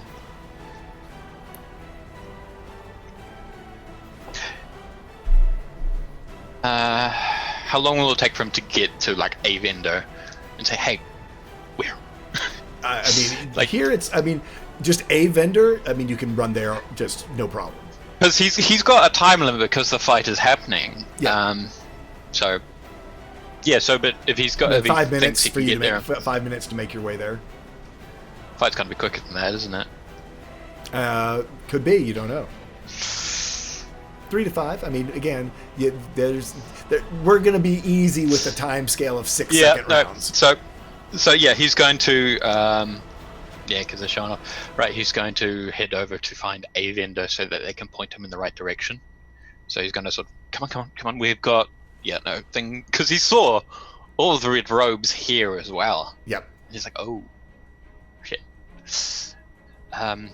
Good happening here. So he's going to try and find a vendor so that he can direct Riley to go take a message to Madame Mim while Okay. he does his stuff. Cool. So, yeah, you find a vendor, no problem. All you would have to do is show the ruby key and they would point the direction. It's just it's a weird. matter of time. Yeah. Yeah. So he'll They rush point to you find to a red ornate tapestry, which is kind of weird with the fact that everything's filled with red robes right now as well, mingling amongst all of these different tapestries in this hall of vendors. Okay. And then he realizes he could just end up sending. He's going to do that too. So he is going to get Riley to the curtain and opening. It's like, okay, I need you to go tell Madame Mim. I'll send her a message to know you're coming. You tell her what's going on. The red robes, the feeders. Right, we need to trust you on this so she knows what's happening. I can send her a message, but you know a lot about what's been going on. Okay, Dad. Yeah, you've got this, and you stay in that tent, or in here. You stay in here until I come get you. All right? Okay. Cool. And he steps inside, and as you drop the curtain, and since he has a ruby key with it, I mean, you can see that now, once it's closed, the hallway is gone, and the tapestry just blows in the breeze. Just hope I can go get him. And then he will cast Ascending to Madam Mim. My son coming to warn you. The red robes and the feeders are here. You might be in danger. Your caravan might be in danger, yeah. She is in a different plane. Yep, but he's gonna try. Yep, you try. Unfortunately, you don't know whether it goes through or not. There is no response. You don't know whether it goes through. He's gonna trust Riley, but Riley is safe, number one thing. And then he's gonna rush back to the tent. It takes some time, yeah. Yep. So you're rushing back over to the tent to go climb up, to the top. Yep. Iska, Luna, sales are great. You can hear the battle raging off in the distance as you're going. As you see two members of very ornate-looking robes that are just seem to be red for the evening, but are certainly not the robes that everyone else is selling. Approach. Iska continues as if this is a totally legit and cool, normal thing to do. Just doesn't bat an eye at them. What do you think you're doing? Excuse me? I'm selling robes and I'm doing a pretty good job of it, huh? These are to be gifts. These are not for sale. That was made clear to everybody. No, these are the special ones that we were given. There is no special robe, he says very loud, and you suddenly have a group of nobles look at you and look at each other about they're all the same. She genuinely tries to appear genuinely confused and just roll a taken deception aback. check. Mm-hmm. But Herbert said. But Herbert. That's my plan. On a natural 20. Well, on a natural 20, do you want them to think you're lying, or do you want them to think you're telling the truth? No, I want them. I'm genuinely confused by this. The other man from the Who gave Arcana you these Mystica, instructions? So this is not okay? This is definitely not okay. Oh. Who supplied you these robes? Hubert. His name was Hubert. He told us that these were the nice robes that we should have. I'm truly. I apologize. I truly did. He grabbed you by the upper arm. Come with me. You two, and points at Luna. He does not try to grab Luna. Yeah. he starts to make that move and thinks better of it. Hey, Arcana Mystica, they might be not great, but they are smart.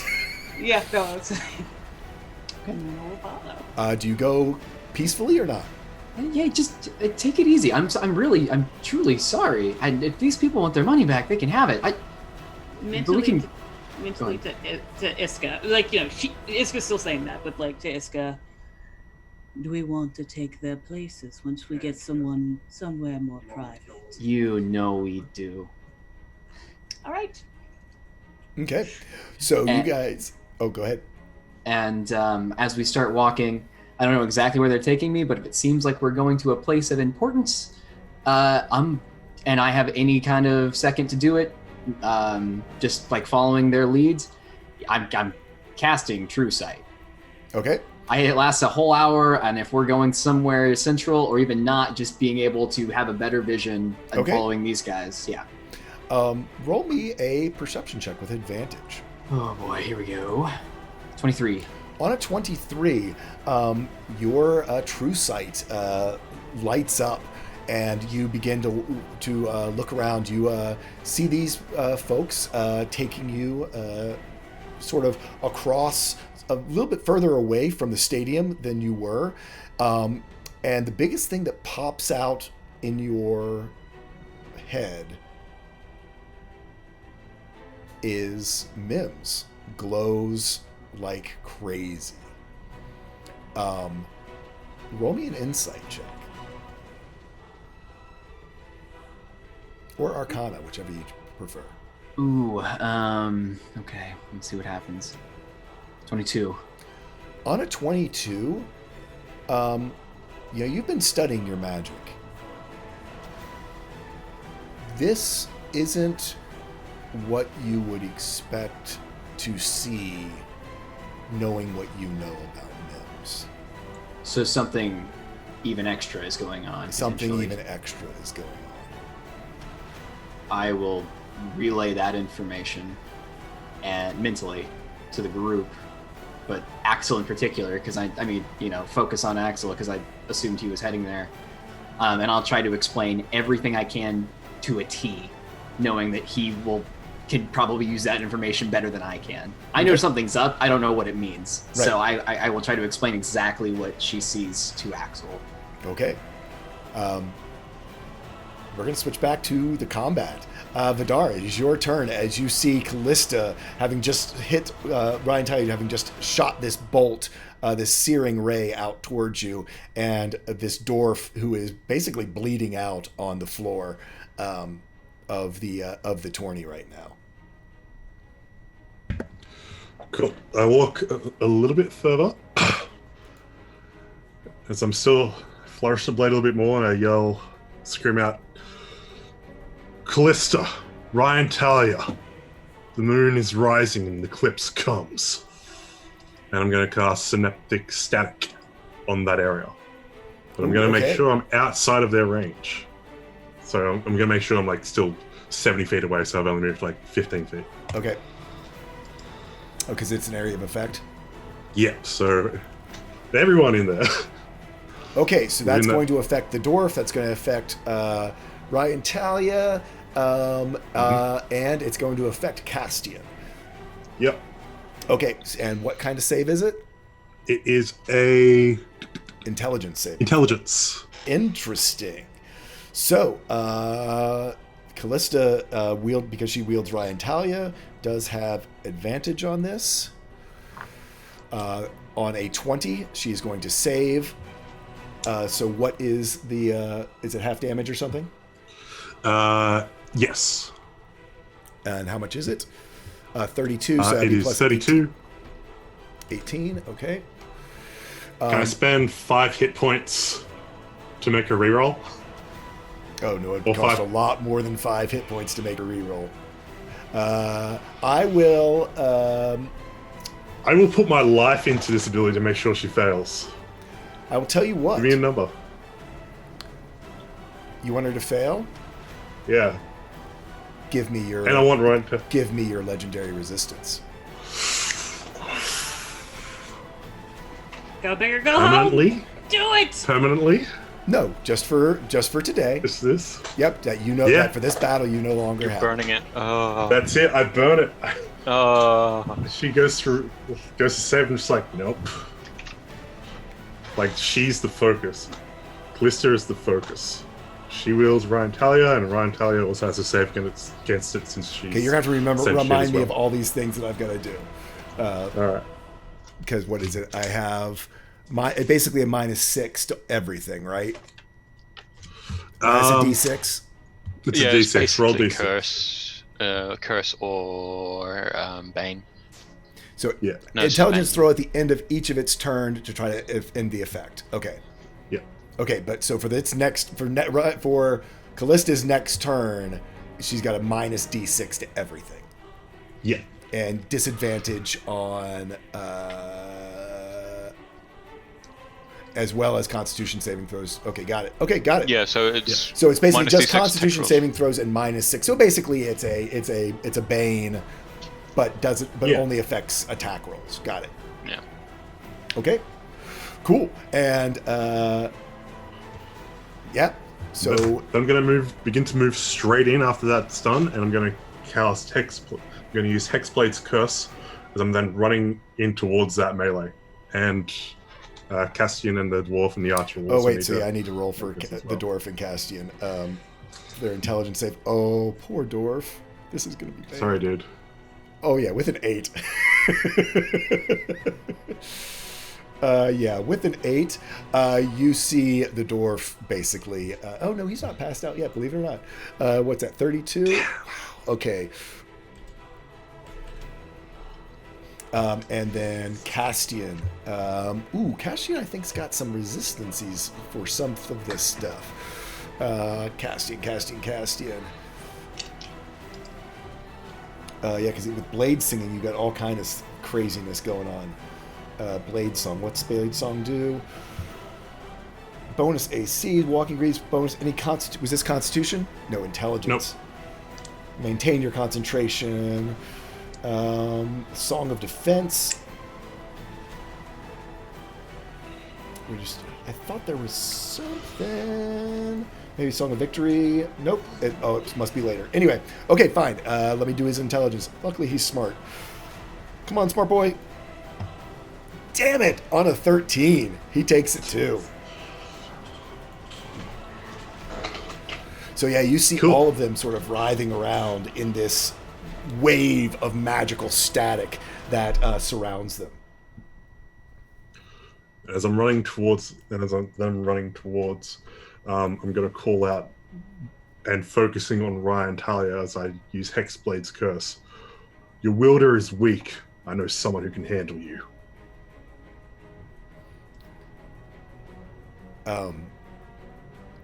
Ryan Talia laughs. Are you volunteering, pretty boy? Is that the end of your turn? Yeah. I'm just going to laugh back at her. Not me, idiot. And you see basically like a ghostly blade whip out from Ryan Talia. Callista does not move. This is literally Ryan Talia using one of her legendary actions to make a solar strike against you. On a 20, does that hit? Just. So you take 28 points. 18 points of flashing, 5 points of radiant reduced. It was 10 reduced to 5, and I need you to make a Constitution saving throw. I am going to use my reaction to half that damage. Is that a physical attack? It Because is. you've got the reactive armor, which could parry. It's magic. It's magical slashing, but yes, you could parry. All right, so I'm going to use the ring of what's called uncanny dodge. Uncanny dodge, half of that. Okay. And Constitution saving throw. Is this for maintaining spell? No, this is before the damage. You do beat that, so you are not blinded, and then you need to make a Constitution saving throw in order to maintain the spell. But the thing is, what you only take, you took. I don't need to. Because it's a flat minute straight. Oh yeah, okay. It's not a concentration. Synaptic strike or synaptic static. No. Got it. Cool. Is that it? Yeah, that's it. Oh yeah, no, so because that was. I'm sorry, because that was her legendary action. Okay. Yeah. Was that 22? Did you say slashing? No, it was 18 slashing, so that'd be reduced to 9, and it was 10 radiant, reduced to 5, then reduced again to 2. Cool. So you make like 11 points of damage. And I'll use a healing dice. You can't use it now. You have to use it on your turn. Sorry. That was the Ryan Talia's legendary action. Up for Vay. Okay, seeing that everyone, except for Blizzard Man and Archer, kind of seems to be concentrated on Callista. Yep. Dragon Lady. She's going to go ahead and cast 2 Eldritch Blasts. Or rather, not 2 Eldritch Blasts. Eldritch Blast, 2 beams. Gotcha. Okay. Are they going at Callista? They are going at Callista. Cool. And it helps if I make that an attack. That is the only thing to do. Yeah, like I said, unfortunately, when you import from D&D Beyond into Roll20, it puts everything as spell cards. You have to reload them as actual attacks. Gotcha. Because it. Or you can. Hold on. Just, Yep. Go ahead. All right. So I'll just roll. Yeah, roll a d20 plus your ranged attack modifier.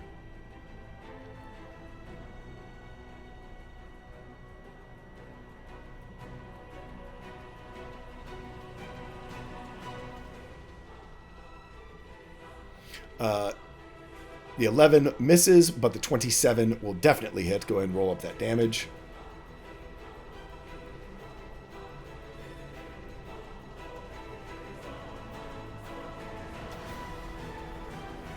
11 points of damage. That force damage, doing what it does best, goes slamming into Callista, and as she wheels around, having just... I'm sorry? You're muted. I'm so pro streamer. She wheels around to that space. They uses her bonus action to teleport again. Okay. She's not there. And as she spins around to look at you, sees you disappear. Rolling a D100 to see where these folks are going next. Ooh, on a 3. So, on a 3, that means being low, they go against the party. So, first up is the archer, is going to make 3 attacks. Syndulla is going to split, seeing you having just cast 2 against luck because of the proclamation, and also with the idea kill him before he can get in the air. Damn, on a 12, that's gonna miss. On a natural 20, though, it's not too bad. Is 17 points of magical piercing damage.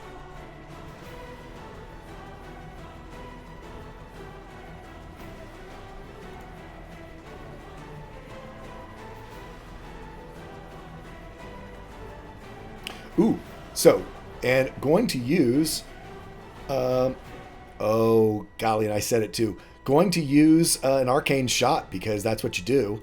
Going to use one of her arcane shots, and I need you, Luck Goldheart, to make me a charisma saving throw. Oh, no. We're going to spur an advantage on this.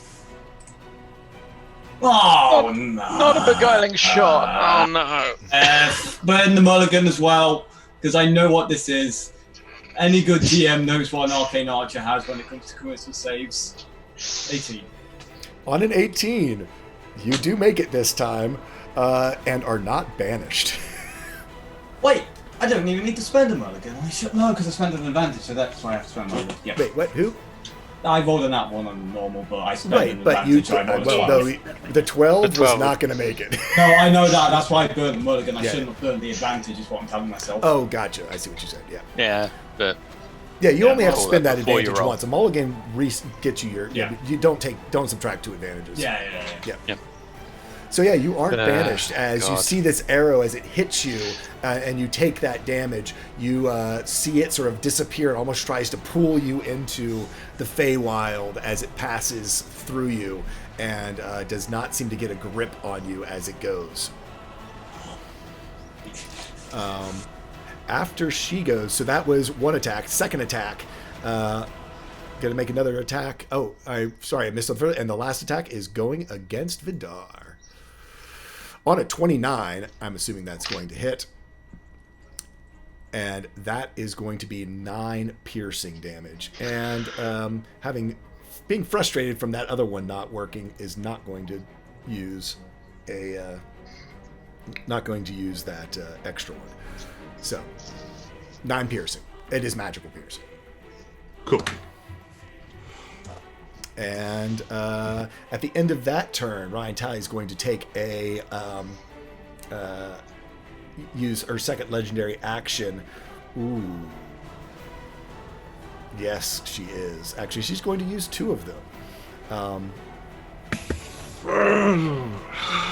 I know what it's going to be. No, you don't.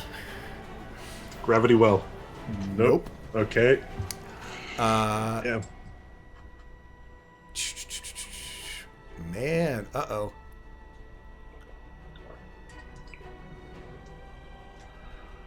A 19 doesn't hit, does it? No.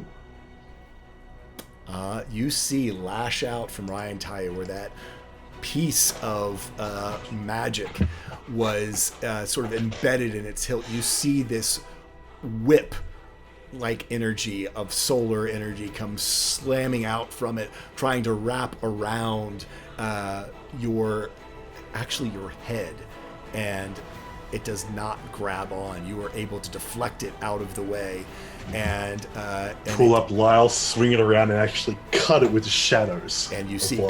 the shadows basically break this whip of solar energy that heads out to you, and you are not affected by whatever spell it is that Ryan Talia just cast. Woo. Next up is Callista. Remind me of all these wonderful things. You ran forward, yeah? Yeah, I ran forward, so I'm now within 60 feet. I think I'm 50 feet in. Okay. So I was at 20. Like, yeah. She is going to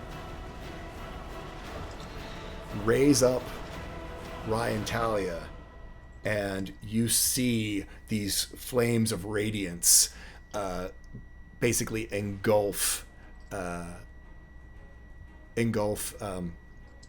Callista, as she's going to use speed of light and basically move at twice her movement speed to get right up in your face. That is her bonus action, and How many attacks of opportunity is that? actually with speed of light, that's the whole idea. It doesn't. Cool. Yeah, speed of light. That's the whole thing. It gets you out of where you wanted to be, because Lord knows I needed her to have some things. Anyway, so she is going to swing Ryan Talia at you. Okay, I need to roll a d6 because she is hexbladed. On a 4, it misses automatic because of the Hexblade's curse. I mean, the Armor of Hexes. Which is this? It's... It's your level 11, isn't it? Yeah. Yeah. It's a Hexblade feature. Gotcha. Okay, gotcha. So the first attack misses. Again, the shadows coiling around Lysithea as the eclipse is beginning, and it's just darkness versus light. Basically slashes through this shadow image of you. Enraged, swings all the way around, taking the momentum of the great sword, and comes swinging back around at you. On a 30. On a 3. So it's going to hit -6 from that. Roll a d6 as well. Yep. For Well, the- I assume it still hits even if I roll a 6, but... Possibly.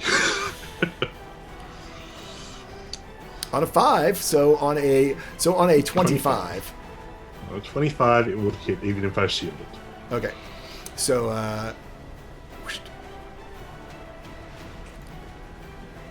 does 25 slashing damage. It is magical slashing. And 7 radiant, which will be reduced to 3.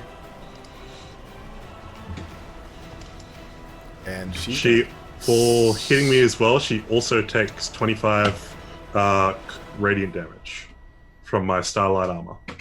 Gotcha. But then it's shattered. Radiant?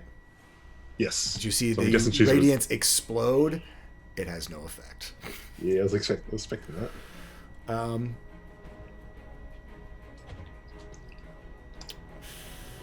Gotta do it. Good. As the smite goes pouring down through the blade, it does 37 points of radiant damage, which was divided in half because of your radiant resistance. Yep. And she swings around for another attack. Her last attack. On another 30. She misses. And she misses and goes through the shadows and misses away. You hear her roar in anger. I'm sorry? Your sound quieter now, Jay. I think your mic. Oh, my mic's doing weird? Stand by. Yep.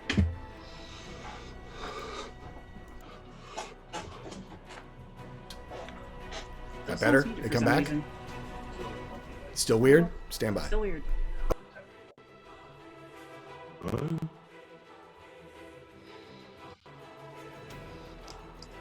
Or is it still weird? It's got worse. Wait. Is it It was a worse? little bit worse. No, No, it's no, good okay, now. that's good. That's good.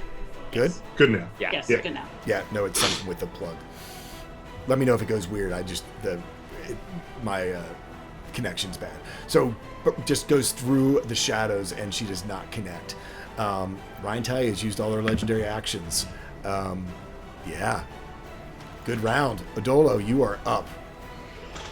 Disguised as this lizard cleric. All right. So I would like to use my first attack against this archer right in front of me to strike at it with my staff that I have, that I guess I took from the other lizardman.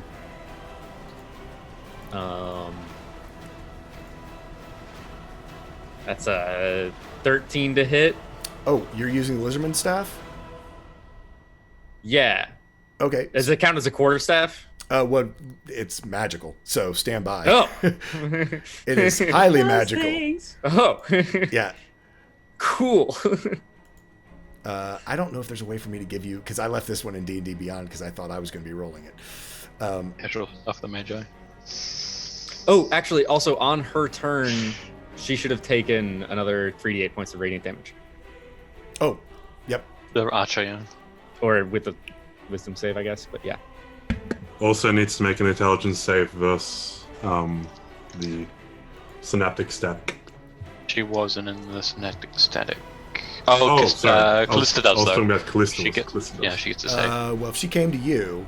Oh, but it stays with her, right? yeah, Gotcha, significant. gotcha. So I need to do an intelligence saving throw. Was it intelligence? Yep. And it's at advantage. 18. That was just a really good roll. It wasn't even using the advantage. All she's got is a +2 on intelligence, but... I'd be happy to spend some hit points to get that down. I already let you spend a lot on that, unless you want to really spend some hit points on it. But anyway, so no, that is actually a staff of power, so it's got a +3 on it. You know what? You would not have had time to attune to all the other stuff, but but it would still act as a magic weapon. It's got a +2 on it. Okay, so 15 total. 15 total does not hit. The archer? Right. No. Yeah. Reckless. On a 27 is gonna hit. All right. So that is 6 points of bludgeoning damage, and then I'm gonna hit one more time. For a 23 or 25 to hit, for another 11 points of bludgeoning damage. Okay. And then I'm going to do a flurry of blows. Okay. And I do. There's no strike. So 2 unarmed strike against her. That's a natural 20 on the first one. Okay. For 9 points of damage, and another 26 for another 10 points of damage. You see her just reeling under this onslaught by you, and she is inside of that. So did you already roll what that damage was? Sorry, I already rolled that. It was 11 points of damage. 11 points of damage. So another 11 points on top of that from the spiritual guardians. Yeah. You see her beginning to reel. She doesn't look like she's going down by any means, but this just onslaught by this lizard. She's here. She's a gladiator, so she's here to be a part of this fight. But as an archer, does not like to be in such close range with the people that she's fighting with. Yeah. So it's just a whiff on the staff, and then just like a slap to the side, slap to the other side.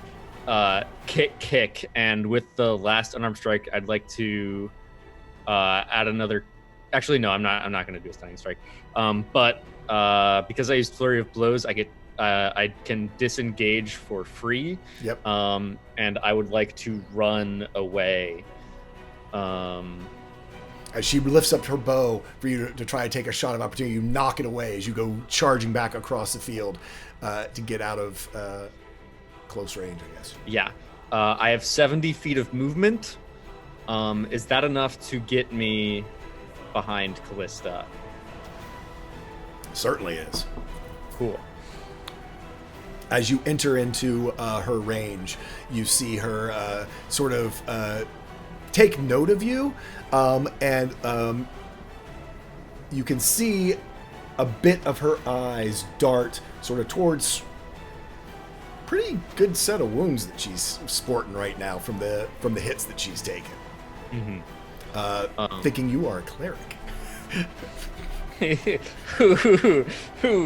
Unfortunate.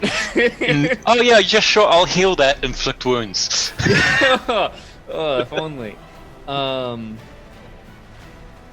I will just look at her and also Vidar. And I will, for a brief second, flash the visage of my my Goliath form. So basically, you're behind Callista, so she can't see, but looking at Vidar. Oh no, I want Callista to be able to see too. Actually, you said she's like glancing back to notice me there as well, right? Okay. Yeah. Okay. She wants to realize you're not helping her. Well, from what the other lizardman told me before, she thought that Adolo was on his side, right? No, on thought the lizard was on their Oh, side. never mind. Then yes, I would like to make it. I would like to make only Vidar be able to see that. Yeah, no, the lizard. She thinks that the lizard is a cult of the sun worshiper. Gotcha. And Then, basically yes. a worshiper of Ryan Talia. Yeah. Okay, Cool. next up is the dwarf, who is doing bad. He is a dwarf, though, so he's still going to keep on attacking, because that's what dwarfs do. Artificial. One arm down, so he is only swinging one-armed with this axe, because his other arm is on the ground. So he's only going to have one attack. I guess that's right. Yeah, because it's a great axe. I don't think he's going to be able... I'm like, could he actually attack twice? I don't think he can. On a 26, he is going to hit Callista and do 15 points of slashing damage. Basically, as he just is relentless in his rage, moving forward, but he does not get a second attack. Castian Varro is going to be turning against members of the party on that 3 on our D100.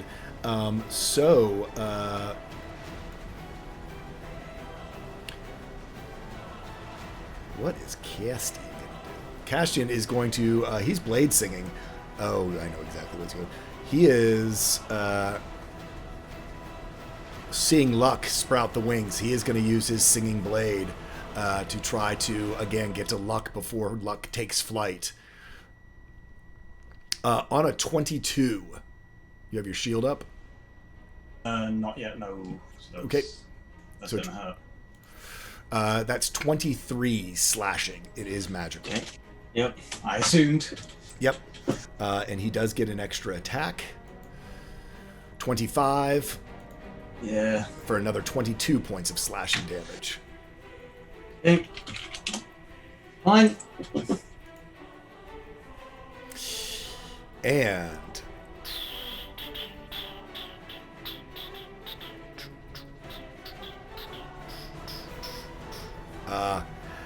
And you see his singing blade of Balathir begin to glow, and you notice these gems that are embedded down near the scabbard, and you see 2 of them flash and then go dark, as blade singers are known for their quickness in battle. Spellcasting? He's a blade singer. He's a wizard.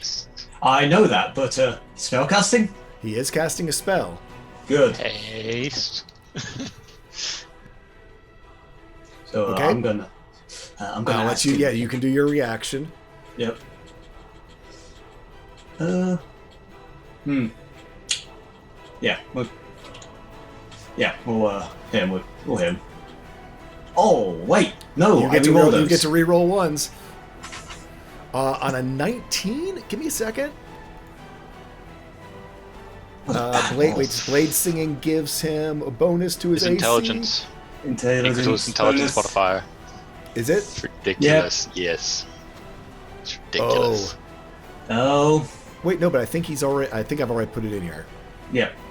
Because it's when you're not wearing armor, Yeah. right?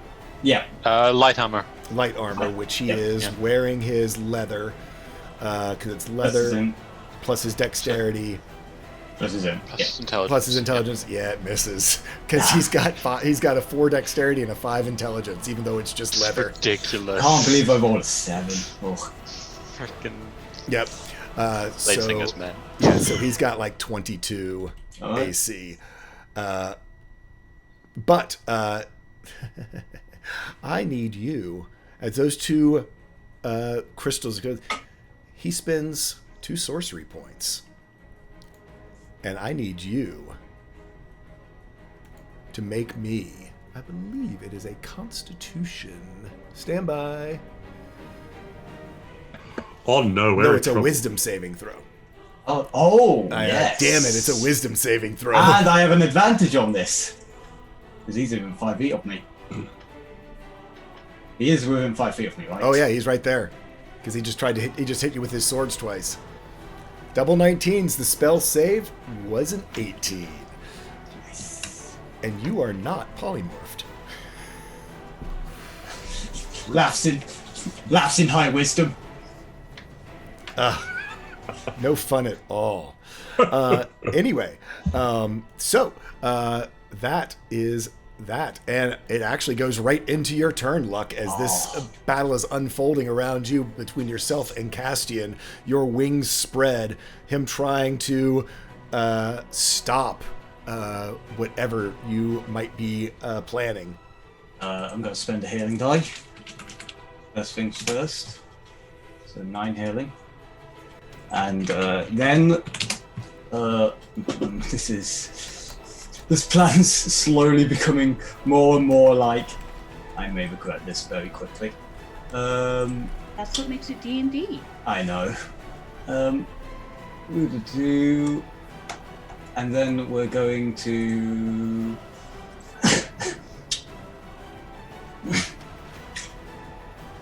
do I want to? No, I don't want to activate my shield right now. I need that HP for a very dumb plan.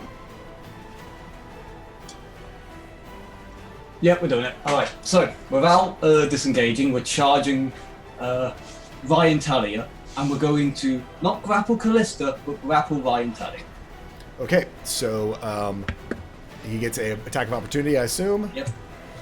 Oof, double nat 20s. Oh, come on. Dude, I can't make this shit up. I know. That is 36 points. I'm still up. I'm still up. Look. Alright. Okay, grapple Ryan Talia. Callista has disadvantage from the hex on her. So you are I'm trying to. wrest it out of. Yes. I'll do this as pure strength. So, and it will be, Callista's strength, which you said that's what she has disadvantage on. Yep. Okay. So it'll be contested strength for you to disarm. Okay. Yep. Burning at the advantage, so I'm down to 2 combats, and just checking if I've got any bonus actions or anything here that can help me. Nope. I think I've got all the advantages I can get. 25. At disadvantage, and is this a -6? No, Yes, she and a broke minus the 6. 'cause synaptic. it's- Oh yeah, she did too. My mistake. Yeah. So Ryan that's- Talia. This is it's all come down to the rolls.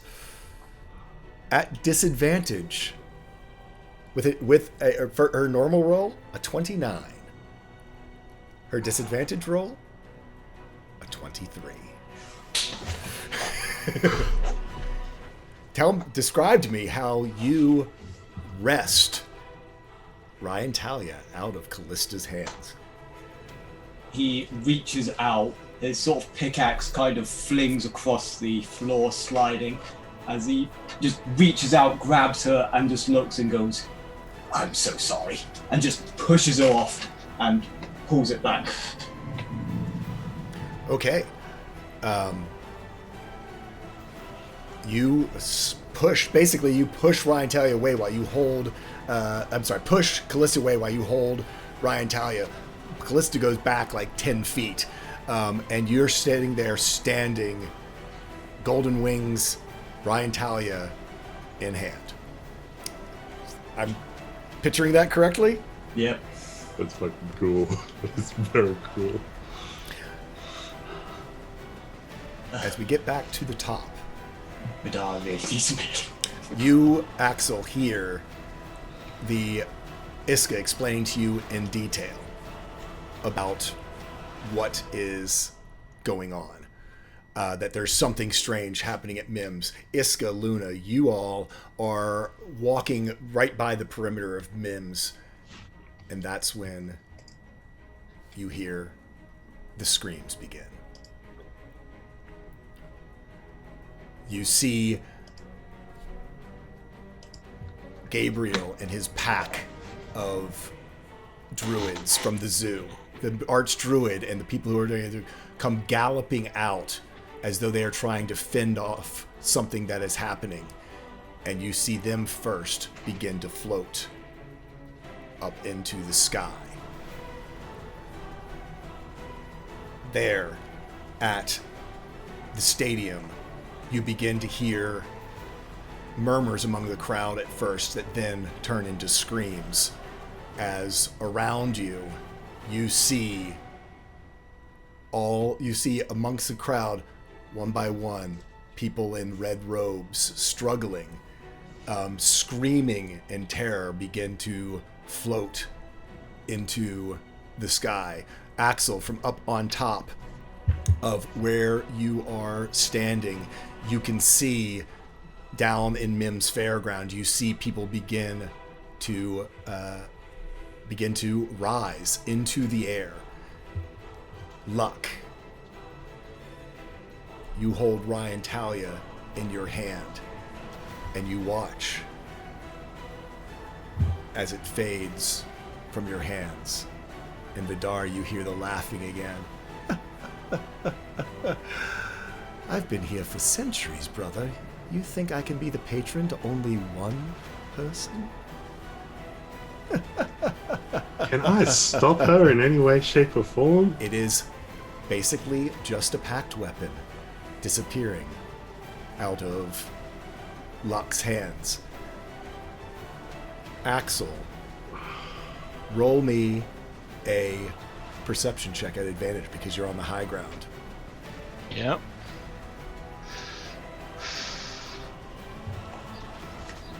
As he gets to the top with a nat 20, he glances over his shoulder. Sword glows.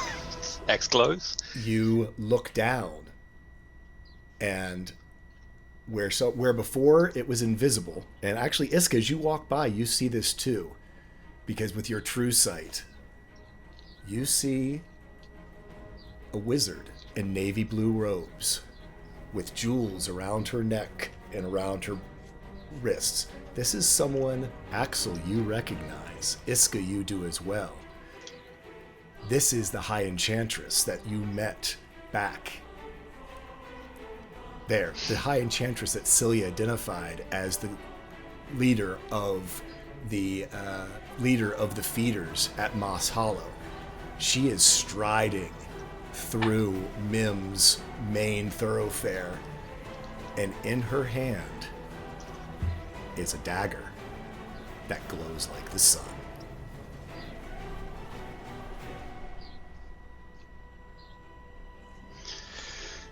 I want the rest of the party to please roll initiative. Of course, there's always feeders, there's also... Jesus. I mean, we could just say it might just be Ryan Talia making everyone float, but we don't know.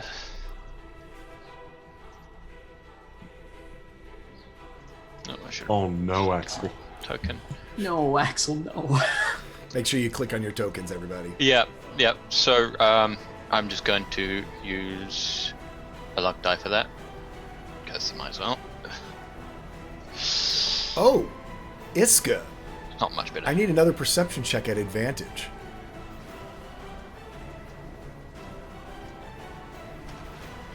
On a 16 with True Sight, I think it's going to be good enough. I think it's good enough. Up the street from you. Because they're hard to miss. You see the biggest warhorse you have ever seen with a human rider. But with your True Sight, you see It's Griffin. Rian on the back of Balshir. As we expand our battle map, Oh god.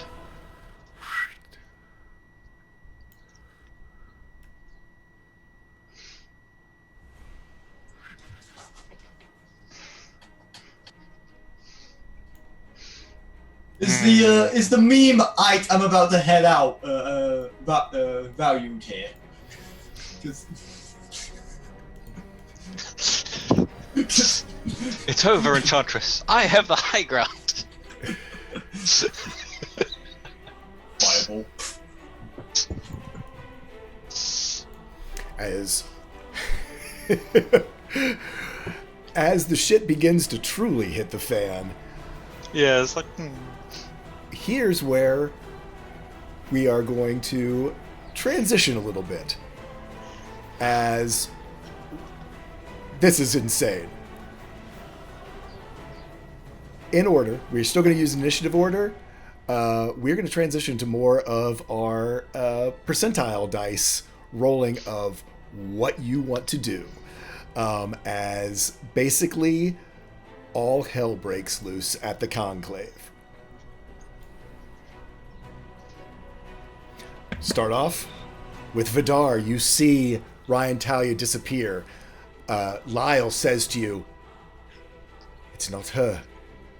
She's to the north." Luck is there. Where he was standing, the sword had disappeared, wings spread. People beginning to fly into the air around you. Or be floated Right. into the air around you. I'm going to say, Callista, Castian, you've all been played a fool by the Arcana Mystica. Neverwings are coming. Everyone's floating to the air. We need to get to that blade now. Stop fighting and join us. Val, I'm a friend of Luna's. I'm a friend of Luna's. Please listen to me. Now's not the time. We need to get moving. So you can either roll your own persuasion check, or you can throw this to the D100s to gather your party.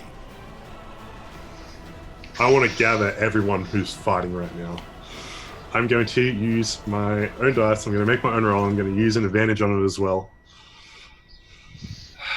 Come on, Vidar. This is it. 28. On a 28, you even see Callista's, whose eyes were glowing with this yellow, almost like a blindfold over them, begin to clear. And you see the dwarf, the warrior, Castian. You can tell me whether or not what Vey does. She's listening. And they look and they nod to you. And especially some of them untrustworthy at Luck with his wings, but also seeing Innocence. These are all heroes of the realm. As they start to see Innocence fly into the sky, you can see the concern on their face that there's much bigger something that is going down here. And they are listening to you. So that was your action. You still have bonus action and movement, or other things that if you would like to do. We need to get north. I have a friend who has... Wait, has Axel said anything over the comms? It's pretty much as soon as he sees her and people floating up, he's going to let people know what So yeah, he figured out, yeah. yeah, you can have heard that they're at Yeah. Mims. The High Enchantress is here with the sword, or with a dagger, Ryan Talia. High Enchantress has Ryan Talia. She's going to send everyone there into the sky to be eaten by Neverwings. Under her control. This. And it looks at Vey. There's blame going to be shift here. It's not going to be on her if we let her succeed. Blue Navy robes. Blue Navy robes. Come on. I hope that works. Okay. And I'm just going to start. I'm literally going to abandon battle, and I'm going to cast Otherworldly Leap on myself. Are there people flying up in the air? Right now, it seems to be like a levitate spell. They're only about 30 feet off the ground. They haven't even gotten as high as the top of the stadium yet, but people are beginning to panic. There's about a dozen people that you can spot here that are beginning to start to float to the sky. If there's any to the north, I'm going to run straight towards that direction. I'm going to try to jump on one of the people who are floating and kick them down as I jump up and continue up that stadium. Love it. Roll me a D100. You roll me a 60 or higher to have that happen for you. On a 15. Explain to me how badly this goes. 15 on a D100, man. Okay, the first one I go up against. Yeah, So- alright, no. Vidar starts floating. I'm going to say it. Vidar starts floating as he gets close to one person and goes to jump off. He just begins to float up. Yeah, you see His own momentum is just stopped. And he's just like, well, Yeah, you feel yourself get caught sort of in the area effect of what this is. This doesn't seem like it's a single target that might have been affecting an area, and you begin to levitate as well. I will let you roll a perception check as being a spellcaster to see if you can determine what direction or who it's coming from. also going to keep an eye out for Scar-Tier. On a 24, yeah, you can spot down in the stands. You can see someone making the somatic versions for what would be a spell to levitate. However, you are out of actions at this point, my friend, other than if you want to point to them or something. Yeah, I'm just going to point in a direction and yell and also psychically scream to Luck. Northeast corridor on the left, blue robes. Vey, you've just seen all this start to go crazy around you. Yep. And Vidar was right. It's just like, yeah, they're not gonna get blamed. So taking into account, because she was watching Vidar the whole time, so seeing him point Yeah. to an Eldritch Blast Flames, because she definitely has the distance. Oh, yeah. No, so you are a trained warlock. Tell me how you snipe this caster and stop their spell. So I imagine she touches the book that's always at her hip, and both of her hands start to glow, and so people are floated up in the air. You also see like a stream of magical glowing going down to her, and then raising both her hands and shooting out. It's sort of like a torrent of water, but like like those water jet machines. Yeah. Kind of like that, with just straight white magical energy. You basically pop them right in the eye with this magical energy, and you see them shake their hand, and you see Vidar and two other people basically fall back down in the stands, and this person falls over, apparently unconscious. You still have more actions. What would you like to do? Yep. So, and then with my bonus, I'm gonna actually teleport onto Luck, sort of like arm over his shoulder. Yep. Well, you heard your friend. We have somebody to go take care of. I love it. That was her voice. It was her voice, and I love that you used that voice then, and I love it even more now. Next up, Callista. Callista, you see, clearing her head, as though she is just recovering. She's going to do a wisdom saving throw just to see how she's doing. On a natural 20, she actually pulls it together. She leaps towards the dwarf and does a lay on hands. Basically pushes his arm back next to it and does the old reattachment thing by using her lay on hands to heal his arm back into place. Adolo, are you still in lizard form, or are you Apparently it takes me an action to fully change back to my normal form. So I'm still Dude, again, lizard. we are throwing that shit out there. If you want to be your Then, normal form, I'm changing back to Goliath form. you see Absolutely. just this lizard explode in muscles and Goliath. As my form's like gradually changes as I start to rush forward towards the crowd. Can I see the person that he pointed out as the spellcaster? Are they still casting? No, they're down. They Okay. took them down. But you Can I there's see any more other people, there are more spellcasters? people floating. Yes, you can go ahead and you can roll me a perception. As not a caster, I'm not going to give you advantage on this, but you can. All right, You're as a I'll burn one of my gladiator. donation advantages. Yeah, you can do that. Didn't need it. 25. On a 25, you can absolutely spot a couple people who are casting up in the stands. All right. I will point one of them out and run to the other. How far away are they? Again, the stadium's not that big, and you move like the wind, dude. So Yeah. you're like crazy ass movement, dude. Yeah. So with 60 feet of movement, is that enough to get there? Probably. 60 feet of movement is certainly enough to get there. Cool. Then yeah, I run there and I'm going to just go ahead and reckless attack with my quarterstaff twice just to start. So that's a 19 to hit and a 16 to hit. Okay. All right. Sweet. Did I actually put people in order? I didn't, did I? So that's 17 total points of bludgeoning damage, plus that person should take 3d8 radiant damage from the Spirit Guardians as well. And we'll see if any of those things break their concentration. Gotcha. No, absolutely. It is not a problem for that concentration to be broken.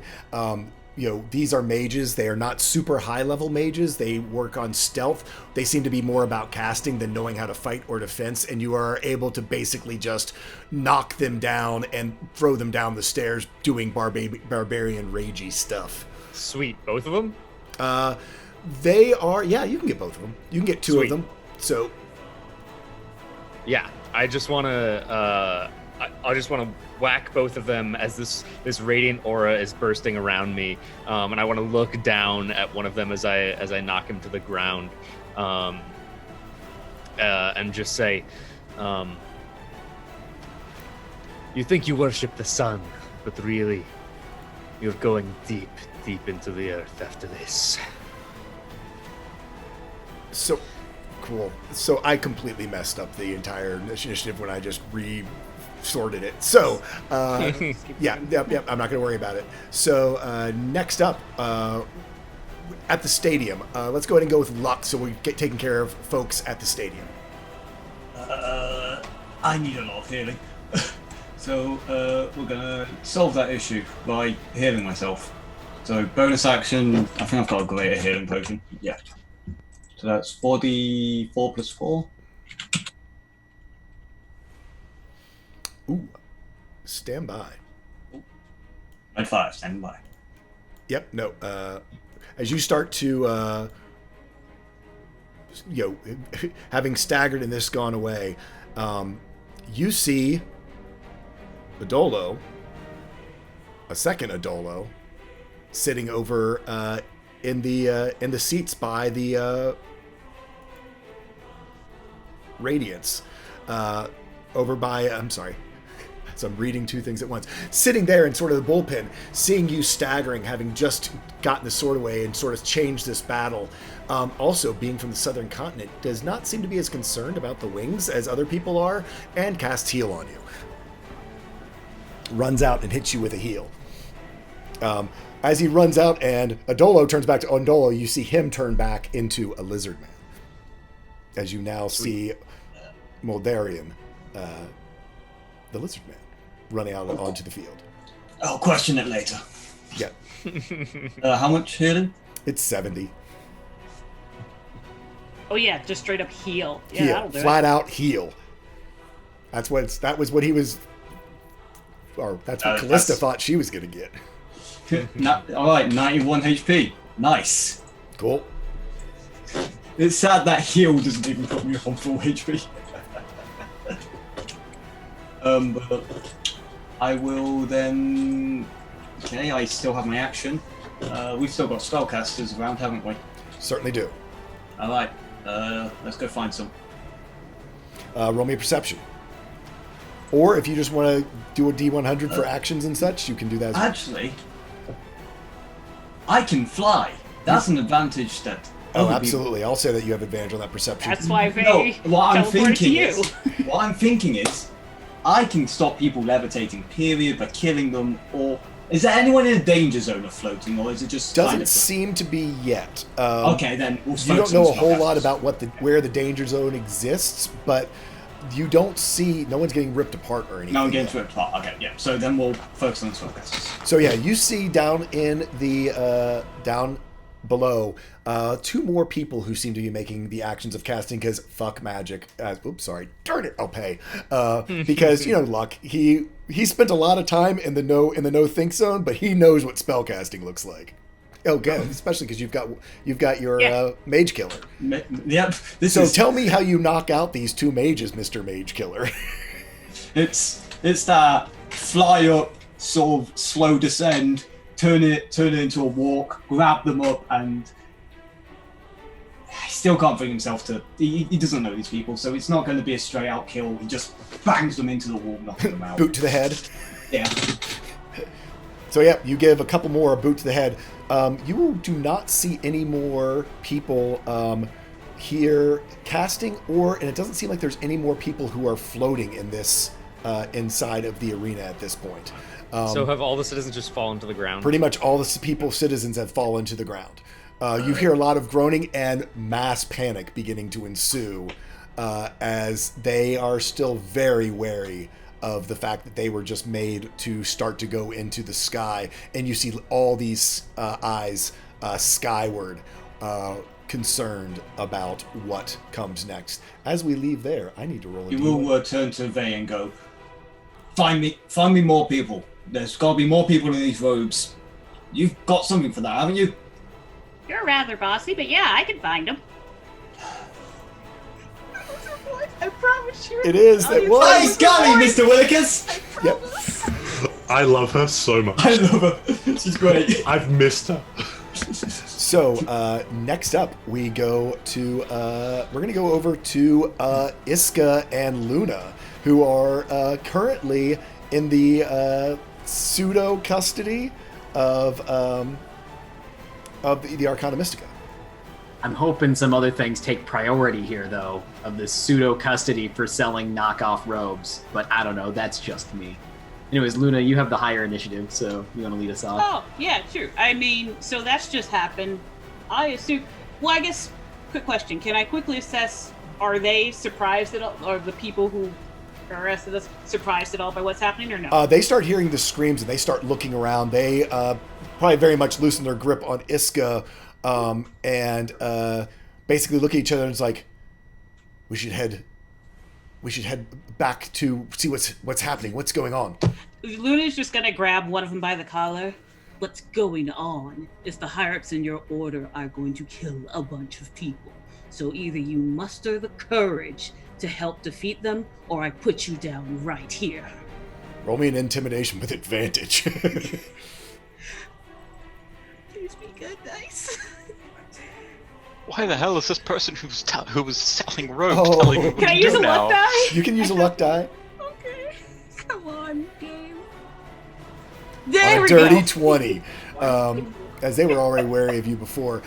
Basically, you see them sort of get the snap to yes ma'am type idea. What do we do? Stop the people from floating. Find the casters and stop them. Okay, and you see them begin to cast detect magic on themselves. There we go. Iska, what's up? Well, I have a question. Yep. Do I have all the spells? My Cly Lyre? Does it Yeah, have all the absolutely spells has of all the Cly Lyre? spells in it, yeah. All of them? All. Ooh, yes, it does. because it was ancient. Remember, you was. found that And- back in the in the teleportation chamber when stuff like that was normal. So yes, Okay. it absolutely does. But that Okay. one scared you really bad for a long time. So, one more question: how far away is the Enchantress with the blade? Like, how far is Mims? From you, she's a good 100 yards away. I mean, she stands out so much because of this blade and because of your true sight. But she is well out of. Well, Then she's not out of range of your gun. But Right, but yeah, okay, she's a long here's- way off. Here's And there's the a plan. lot of people between you and her. Here's the plan. I'm going to turn in the direction of Rion and Balshirian and just do that very loud whistle thing I can't actually do. Yep. But just as a bard, I'm going to just say I can do it really loudly and Okay, really yeah. well. And hopefully get their attention in some manner or...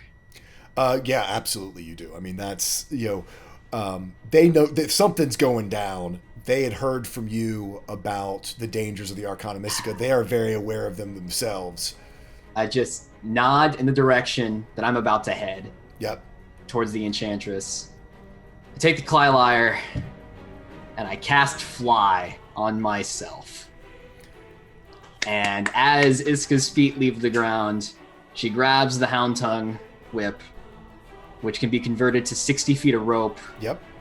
and she takes off in the direction of the Enchantress, but pit stopping along the way to try to snag Okay. and offer the rope or just snare anyone flying or anyone Okay. floating, just to make sure they are not Yep. gonna wander off into too far into the sky. So Roll me a d4 for how many of them you can snare or that have enough sense to grab onto the rope as you go by. 3. 3 people sort of grab onto the 60 feet of rope as you go zipping by. Yeah. Anything else you want to do? And you're just heading that direction. No, I'm just heading. That's all I can do with everything, I think. Okay. Wait. Well, it depends what you'll allow. No, that's a lot. Never mind. That's a lot to do in a single turn. I think that's Okay. I will say you did get Balshirian's and Rion's attention, and I look to you, Iska, to pilot as suddenly the illusion drops on both of them, and you see Rion and all of his war mage outcast glory, and Balshirian. It's only been a week, and you still think he's all but doubled in size, as he is now a huge-sized griffin. Spread these giant blue parrot-colored wings, and people basically pull back away from him as they take, well, as I turn it over to you. Rion takes a moment, deep breath, nods in acknowledgement to Iska, leans down real close to Balshirian's ear, and just whispers, "I feel like it's been lifetimes," before he kicks at Balshirian's sides. Balshirian rears back, and for the first time in God knows how long, they take off. And I'll use just Balshirian's dash action His to get as dash close to Mims as we can this turn. Yeah, you basically are able to pull up right beside Iska. There is room on Balshirian's back for more, because Balshirian can carry up to 4 riders. We'll do the same thing then. Yeah. We'll make those little pit stops. Yep. And one last thing, with that being Balsh's action, Rion will, as he did, I don't even know if that's canon, I don't know if that's this lifetime, but it feels right. He will once again evoke the 7 names of Yep. the riders and their griffins who died in front of him, as he'll cast Crown of Stars as 7 motes of light begin to surround him as he preps to enter this battle. Yep, you see these motes of light.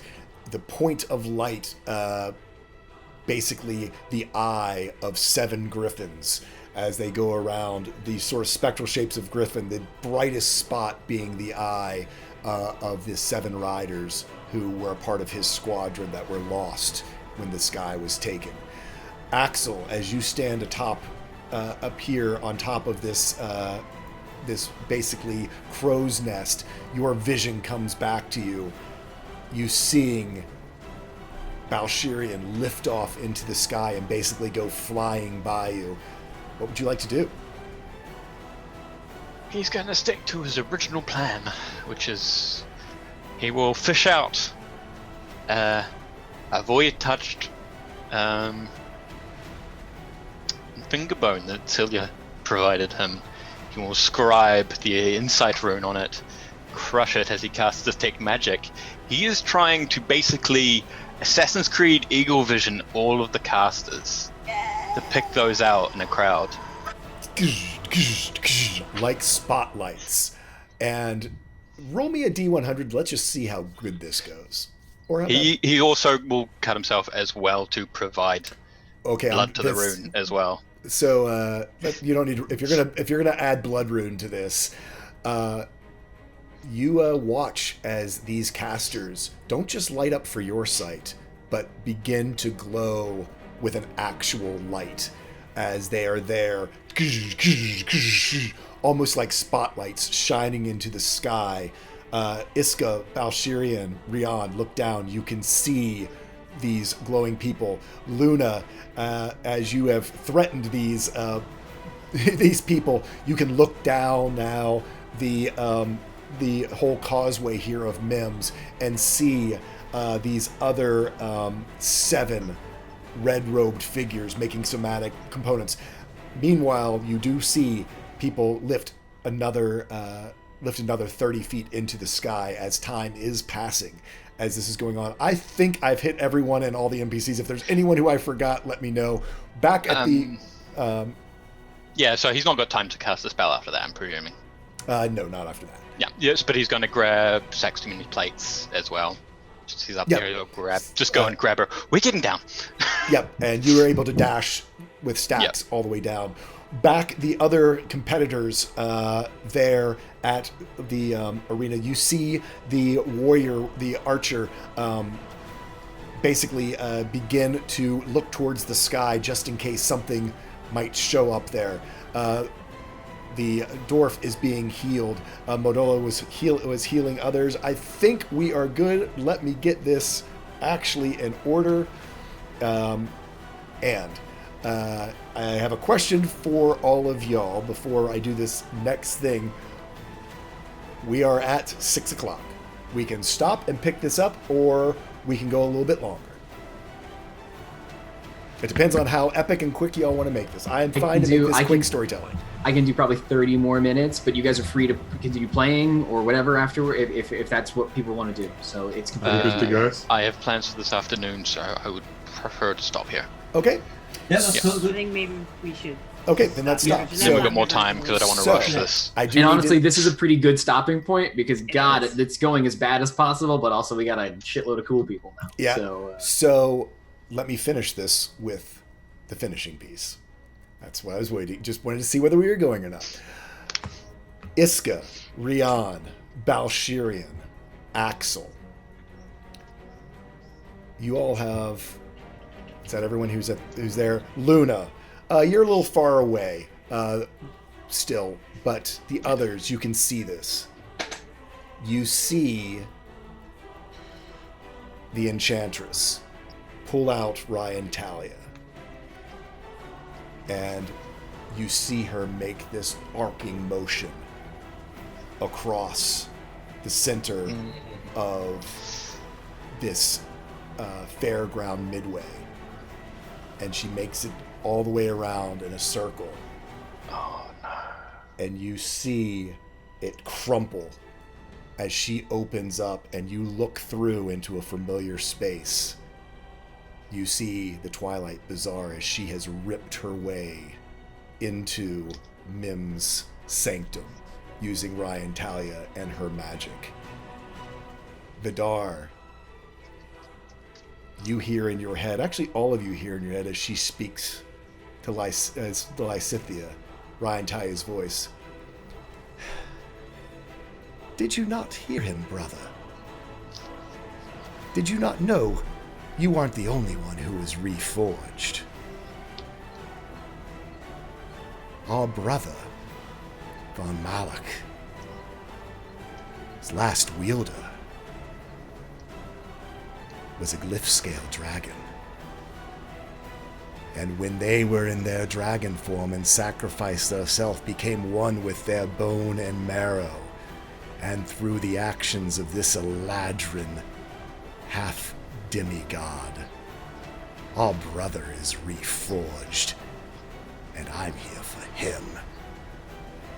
As she steps through to go after the third of the weapons of the Shattered Sphere, and steps through the portal into Mims to try to recover the 2 daggers you left for her to reforge. And that is where we'll end our session today. Oh, right. Oh.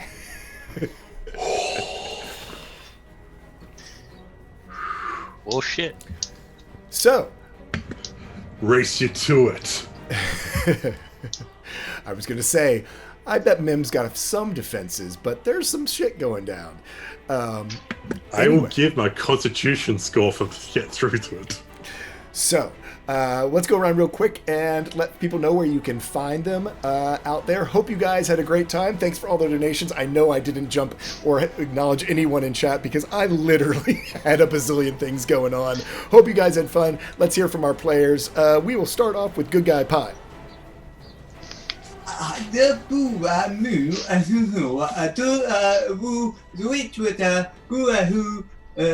Good guy pie Twitch, too good to guy Twitter. What? So you're saying you're a little bit thrown by the session. I'm all for that. Next up, we've got Alicia in NG9. Hey, this is my comfort snake now. I'm in a G9 on Twitch where I'll be live streaming a lot of Monster Hunter Iceborne. It's super fun. I'm still trying not to die. It's great. I'm also in G98 on Twitter, so if you want to know when I stream things, go there. If you want snake pictures, go there. If you want puns, go there. Even if you don't, go there anyway, because I enjoy people suffering. Yeah. Next up, we have Speedy, not so speedruns. Hello. It's good to be back guesting on this. This has been a very fun session. You can find me everywhere as Not So Speedruns on Twitch and Twitter. Eventually, I will be streaming again. I just have to get my PC working again. But I'll be back here next week, I assume. Yep, you will be. Finish up this arc. Yeah. Next up, we have Bird vs. Plane. Hey folks, I'm Bird vs. Plane, and I'm flying. I am flying. You can find me on Twitch and Twitter at Bird vs. Plane. Hopefully more streaming soon with some more free time opening up in the near future. So come check me out and come hang. Awesome. Next up, we have Templar Warden. Hello, I am Templar Warden. I was playing Hidden by Axel, the Tabaxi Wizard, who did not run down the tent. He is still perched up there like Assassin's Creed. This is proper. He is going for this. And yes, he is going to not Eagle Dive, Dragon Dive. There you go.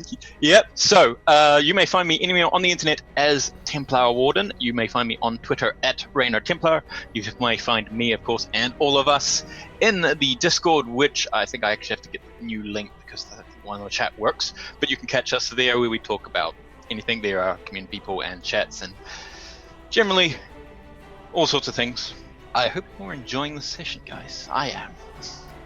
And last but not least, the man of the hour with the weapons of the Shattered Sphere all in one place. I was getting ready to... I was going to save the big gun for last to try to down Callista and Orbital Blaze, but hey, it's not that easy when you're going after your gods. Wow. Yeah. I'm Dragons and Cats. I was playing Vidar Lycran of the Soul Forged Eclipse, and you can find me everywhere as Dragons Are Cats. Gosh, I cannot wait for the next session. What is happening? This is insane. Bravo. to Jay, honestly, for all of the session. Oh, thank you. Big love, man. Big love. Bring on next week. I am Tall Squall. I am your DM of all of this insanity, and as I try to break D&D with all of the craziness. And just because it wasn't crazy enough, we'll actually be adding another player next week, as Nick, playing Ambrose, will be joining us as, And y'all weren't wrong, someone who speaks the language of storms was hiding out. So we shall see, as now our good buddy Nick and Ambrose is apparently going to be a part of all of this. And oh gosh, Axel, was your son where they just broke into to go? Just checking. Oh no, he is absolutely. I did not forget this. There's a reason he is going to go straight through that portal. Two birds, one stone for the Archmistress. But first up is the High Enchantress, who is a piece of work in her own right. Anyway, hope you all enjoyed it. We will see you next week. It's gonna be crazy. Like I said, we're probably gonna break D&D and just have a whole lot of fun telling a story with some big old percentile dice of how good or bad it goes. We will see you then. Thanks for stopping in. Bye-bye. At least Bye, it's not everyone. one problem. And we are